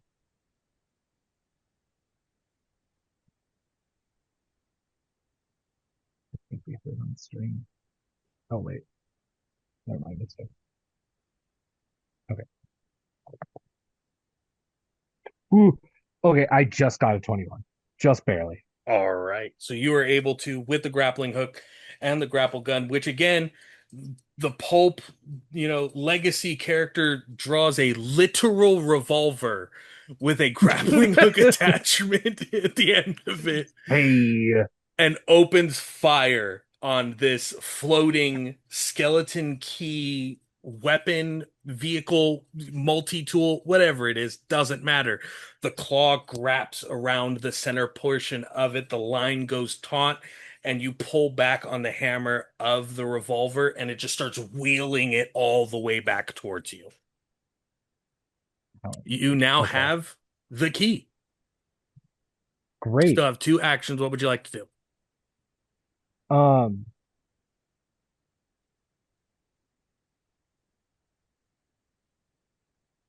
I think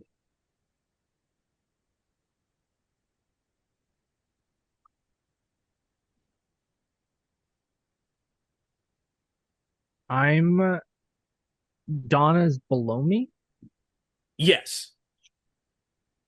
I'm I'm gonna just jump out the window. Okay. Are you We're going to all just Because jumping, guys. are you going to hey, try good and news. acrobatics the fall, or are you just going to resistance and take it to the knees? So with knowledge acrobatics, I have acrobatic jump, which gives me an automatic success when There performing an we unbelievable go. feat of jumping or aerial movement. So I think it looks like I just tank it, but I think if you're paying attention, it's almost like my feet became wisps of sand and then re-solidified after making contact. There we go. All right, one more action. Um, I'm going to spend it trying to figure out if I can use this key to reverse this on Donna. Do you have technology? Knowledge of I have technology? tech I have tech knowledge, but You have tech like nothing knowledge? nothing that would like automatically pass this or whatever. I think this All is a right. roll. This is definitely a roll. And this is a tension 25. Okay. And this is mine. Yes. It it is this like other tabletop games where if I roll a 20, I succeed, or is this a I have to hit the target number? On a natural 20, you will succeed. But if you Okay. hit the target number with rolling a natural 20 as well, you get the additional information. So I get advantage from having knowledge tech. I physically can only succeed at this if I roll in that 20. Because I have a +3 to mine. You got you can certainly try. If not, I'm giving this key to Aetheria. No, no, No, no, no. That's a 17. you are not able to find whatever the interactive nature of this item is that the villain, the key, uses to integrate it, access it, use it, anything of that nature. Then I will say over comms before my turn ends. Just like I have the key staff, but I think I need someone smarter than me to look this over. And with that, we move to Flight Night. Okay. Um, hmm. I'm reading everything that I can do.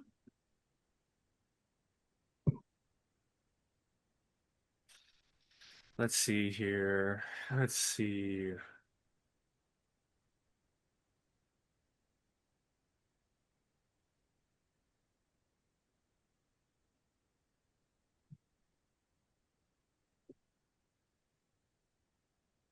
Okay. I am going to meet Sandman in front of Donna while they're Mm-hmm. attempting to free them. Um, I am going to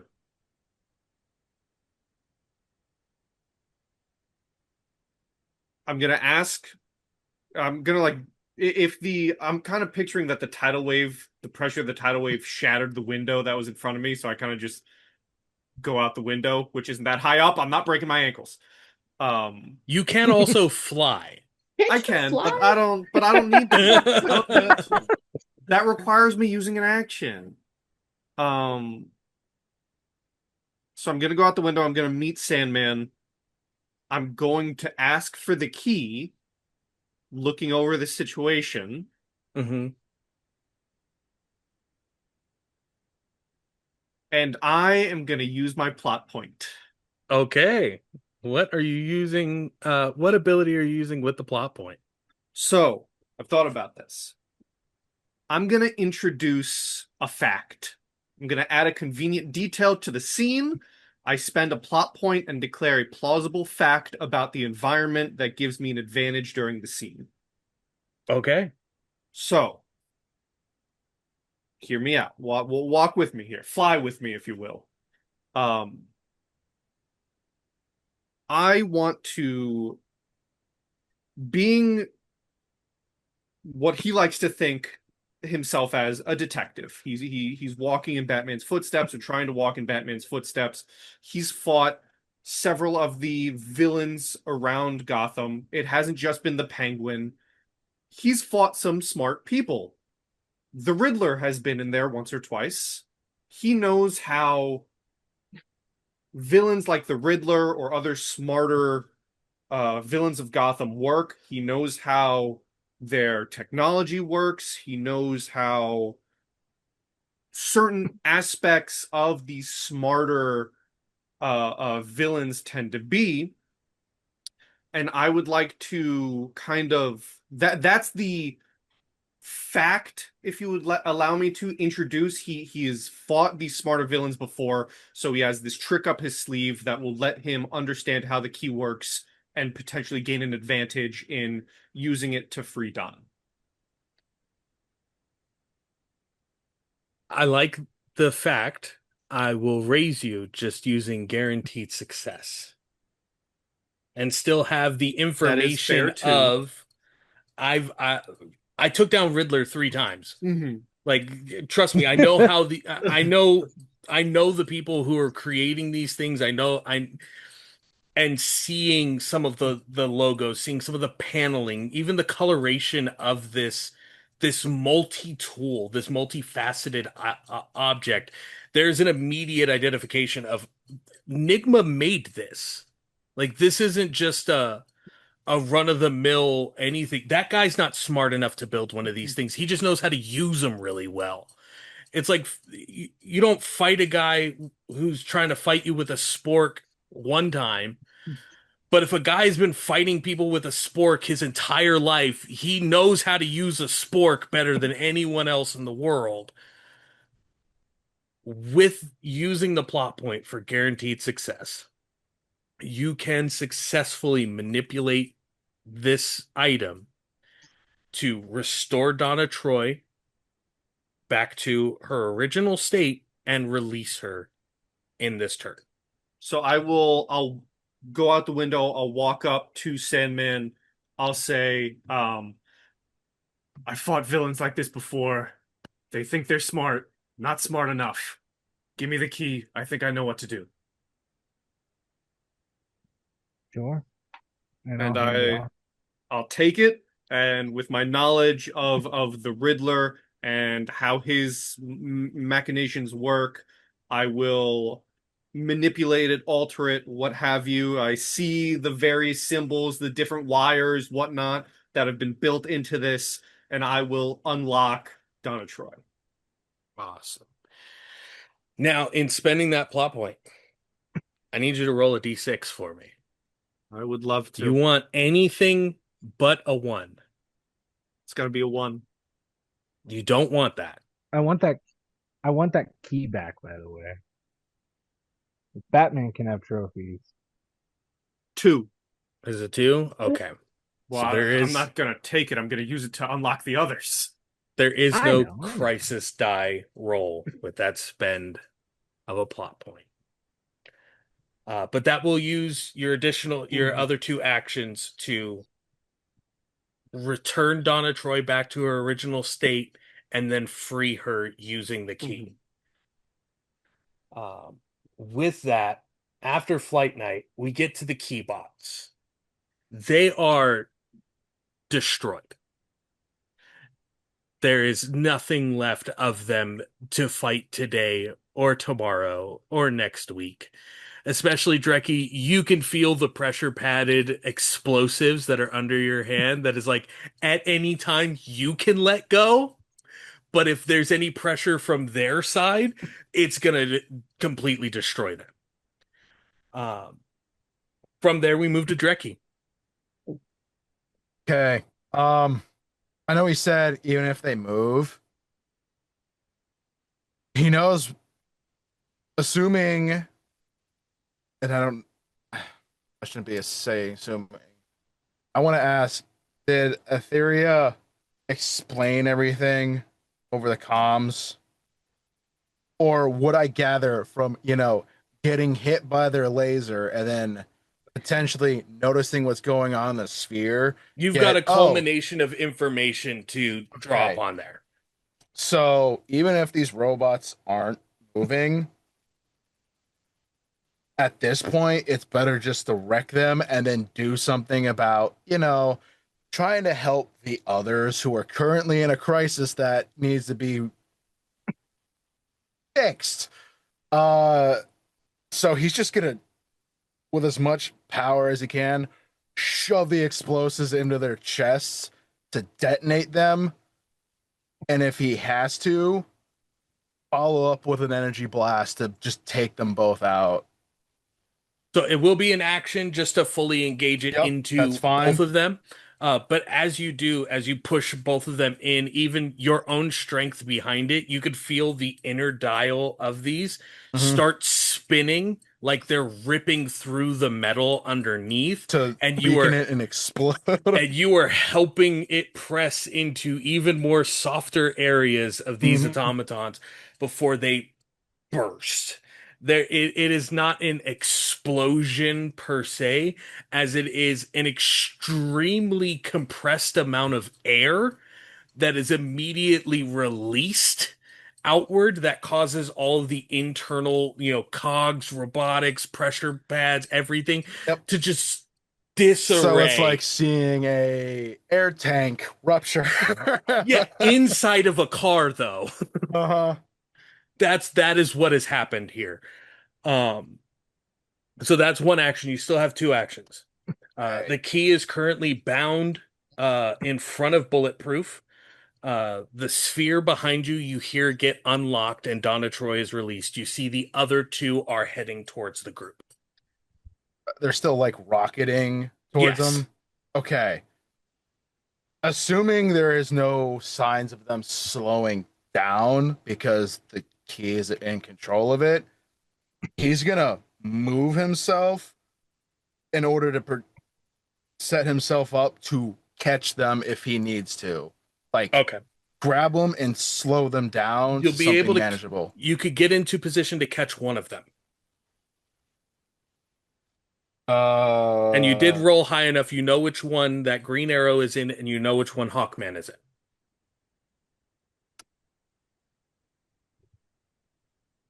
I'm You love just, more. you know what? Who do Let you me. love more? It's not even that. It's just gonna be whoever he can get in front of first. Isn't Hawkman also aging faster? They're He doesn't all know that. aging relative to their race. Yeah, but he isn't aware of that. His accuracy only gave him proof of silhouette of who was Hmm. inside Oh, them. I was just going off of if Aetheria told us. I didn't have the chance to. You could tell him No, now but I know what's going on anyway. Given there was a bit of aging from my from getting popped in the from chest. getting hit in the chest, and then what's going on with Donna, I could kind of gather. So now I gotta hold on. So Hawkman, I rolled a D100. 1 to 50 was Green Arrow, and then 51 and above was Hawkman. I got a 59, so Hawkman. Alrighty. So you will move in front of the space where Hawkman's sphere is going to be in. We'll say you're gonna hold your remaining two actions to be that Mm-hmm. catch and hold in If place. anything, I hold on, let me look at my powers. Brace for impact essentially is what I'm doing with my enhanced resistance. Got it. All right. I'll even spend the resolve if I have to. From there, you won't spend it until it occurs. Okay. From there, we move to Bulletproof. I realized I think look at my character sheet that I screwed something up, but it's fine. It's fine. He is not on the ground. He's in the air, yes? No, he is bound in front of you. Like arms just like this underneath his chin. There's three batarangs sticking out of his back and a spider web of what looks like carbon fiber rods that have bound him up. She is going to just like roll him onto his back He's still with standing. Oh He's no, still standing. she's okay. Better thing then. She's gonna just lift her foot and put it directly at his chest. You thought you could run, Kagekazo? And she's just going to, with full force, stomp him into the ground. Make that attack roll for me with Cool. advantage. Cool. Sandman's voice coming back over the communicator, like, do not kill him again. Friendly Again. reminder, do not kill. 19. Does not do it. What? Does not do it. Put it down. Stop it. A 19 doesn't break it? His defense is 20. Oh. His armor and stuff hasn't been broken. He's just been restrained. Oh. So you put a foot into his chest and you feel the maglock boots that he has on are still holding him standing, even with you pushing as hard as you can to try and push him down. Hold on, I'm reading stuff. You're not fucking getting away from this.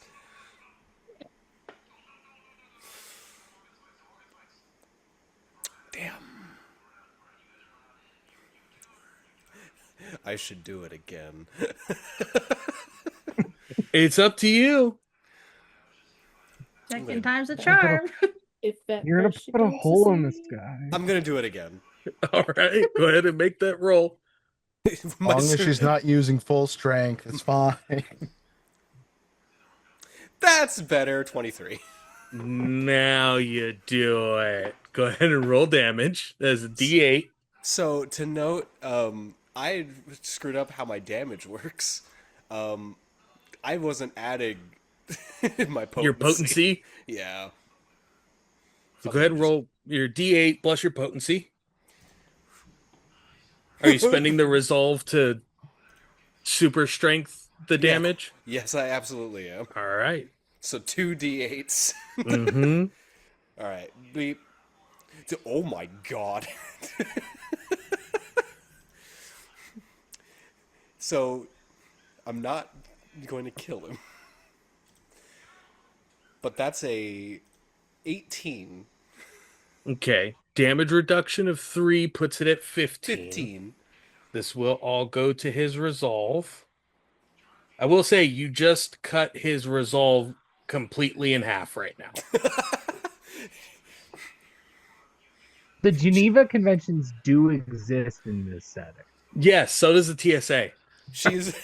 She's putting him through the ground and just like, so the first one like doesn't shove him into the ground. I think the first one just knocks him down. Second stop puts him like into the ground. They keep saying over the comms that I can't kill you. Do you know Dad said that Superman doesn't have that code? He just doesn't do it. She just staring him directly in the eyes. Can we hear this over the Oh, comms? you 100% hear this. This is out when in the open. This is when Aetheria pops in and goes, "Hey, so please don't.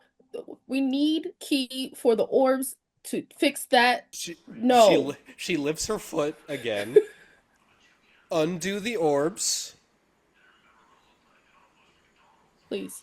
This is also like Flight Knight's fully like unlocked Donna Troy, has turned around, has seen Bulletproof put this man through the ground.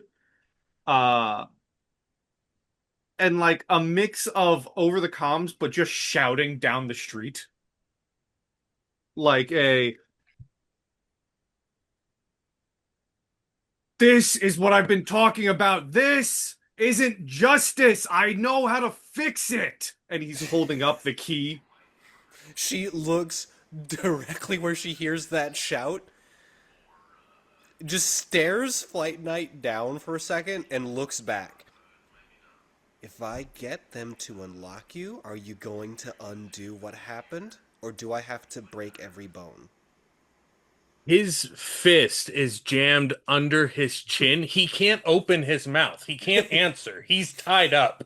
Blink once for yes.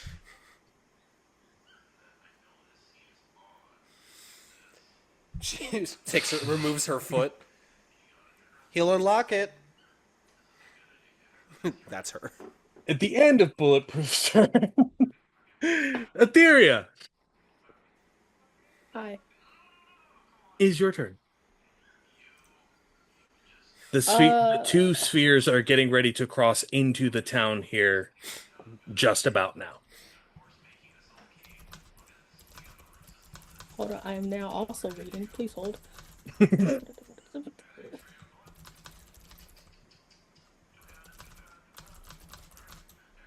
Uh, well, for starters, like I said, I give my whole spiel of like, if you haven't figured it out yet, the orbs are speeding up time.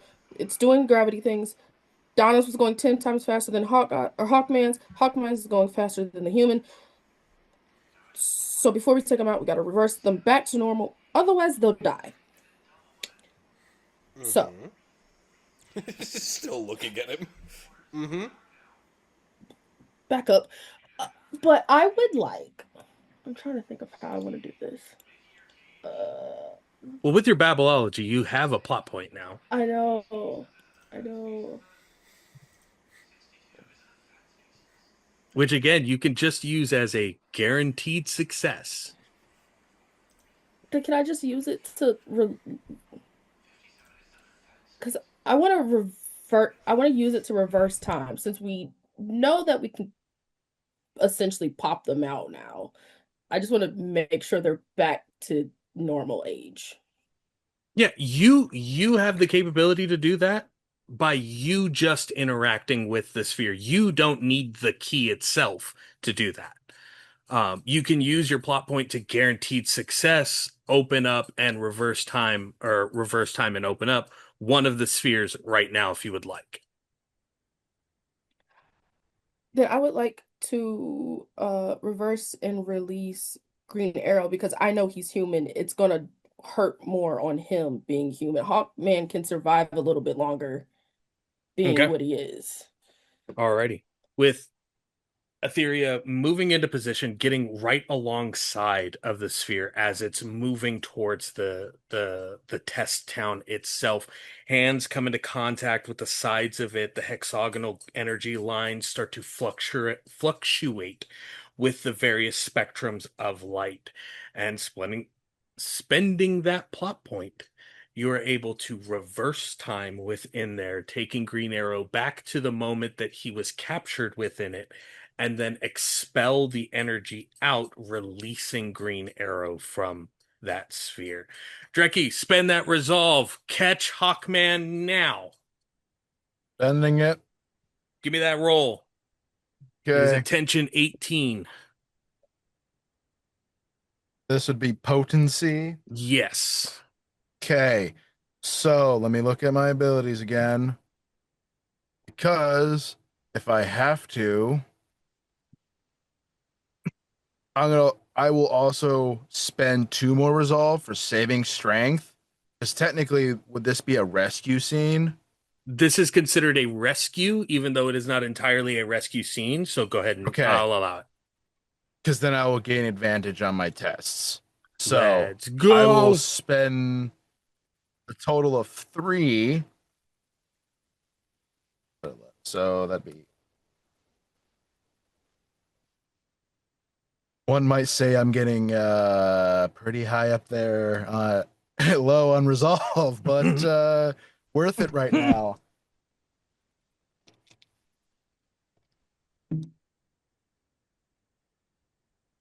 Cool, I'll take that 14 for a 27 total. There we go. Even then, with the 13, I would have gotten on 26, and I would have done it regardless. There we go. You are able to immediately get both arms around the orb as it connects with your chest, digging your feet into the ground, and you are able to catch and hold the sphere containing Hawkman in place. Aetheria, you can use your final action to either reverse the time in the sphere or unlock the sphere. I would suggest the former than the latter. Still reincarnate, right?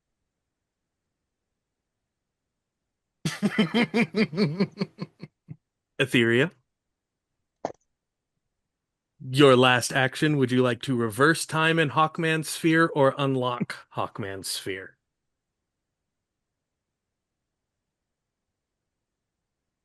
I want to reverse it. Okay.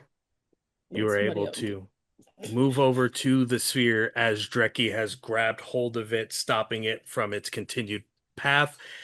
Interact with the energy signature again, reversing time to the moment when Hawkman was captured in the sphere itself, putting him back to his age, his physical prowess at the moment he was captured. At the end of your turn, Lumina. Trying to think about what to do. So the key is down. Well, the key has got a foot in his chest, is He's tied not up going with anywhere. carbon fiber cables. He's not going anywhere, right? Okay. You and Flight Knight, you could move Flight Knight to the last sphere to unlock it to get Hawkman out. Am I still tired though? Without that still factored? Tired doesn't affect that. Is if you got Okay. your next condition, then you would Mhm. have like -2 to your D20 Okay. rolls. Then I will do that then. Already. A You could wave. feel the pressure building up in the fire system that Garth was getting everything running and operational for. Mhm. And once the water started to fill the lines in there, uncapped, you pull a whole section out, and you and Flight Knight are glided over towards Hawkman. And if you want, you can use your remaining 2 actions given to Flight Knight so that Flight Knight can unlock the whole thing, freeing Hawkman.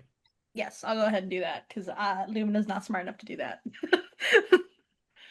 And Flight Love Knight, her. you have the key. You know how it works. You already unlocked and fixed this one. Now it's just unlocking this one. Makes the world a great and easy place. Uh, that does remind me, Aetheria, I need you to roll a d6 for me. You do not want a 1 or a 2. Busting out the big one. Here we. Oh God.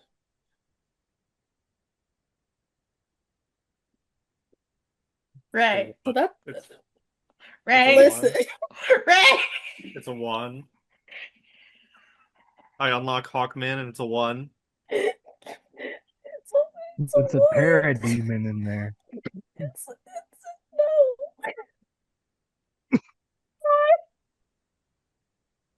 So So low.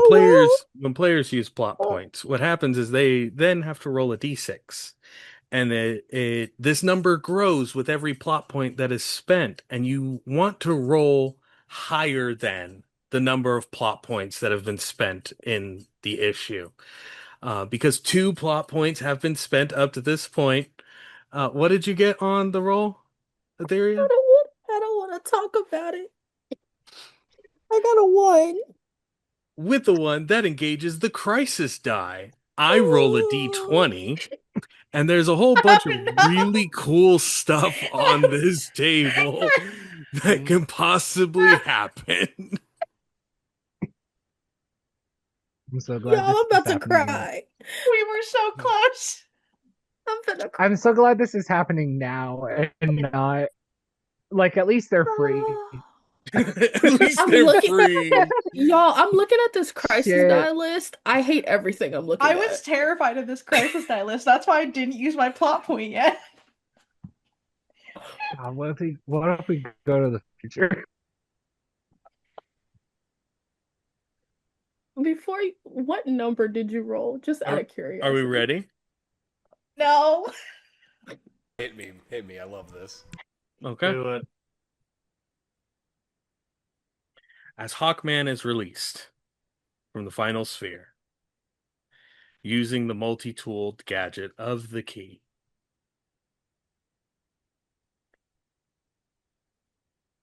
everything's really bright for a second. And then everything's really dark for a second.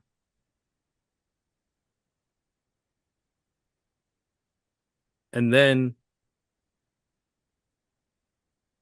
you can like hear something in the background before it slowly starts to carry forward. Your vision refines you. And I've worked alongside a lot of you. Some of you I've had the opportunity to be heroes with and build amazing relationships. But now is the time for you to prove and earn your position here with the Justice League. I'd be honored to be alongside any one of you. But there's only room for one more of you to join the league today. As Barry Allen finishes his statement in the Watchtower, to all of the gathered people in the Watchtower, the 6 of you, Masimenos, El Tigre, Fire and Ice, hundreds of heroes gathered from all over the world for their audition, their test to join the Justice League. And that wonderful people who have been viewing The Crisis Die, number 14. I do it. And if you would like to know what number 14 on The Crisis Die is, exclamation JLU. Go to Game Founded, find the link to Drive Through RPG, get your copy of the quick play of Justice League Unlimited, where you can learn and see what that might mean.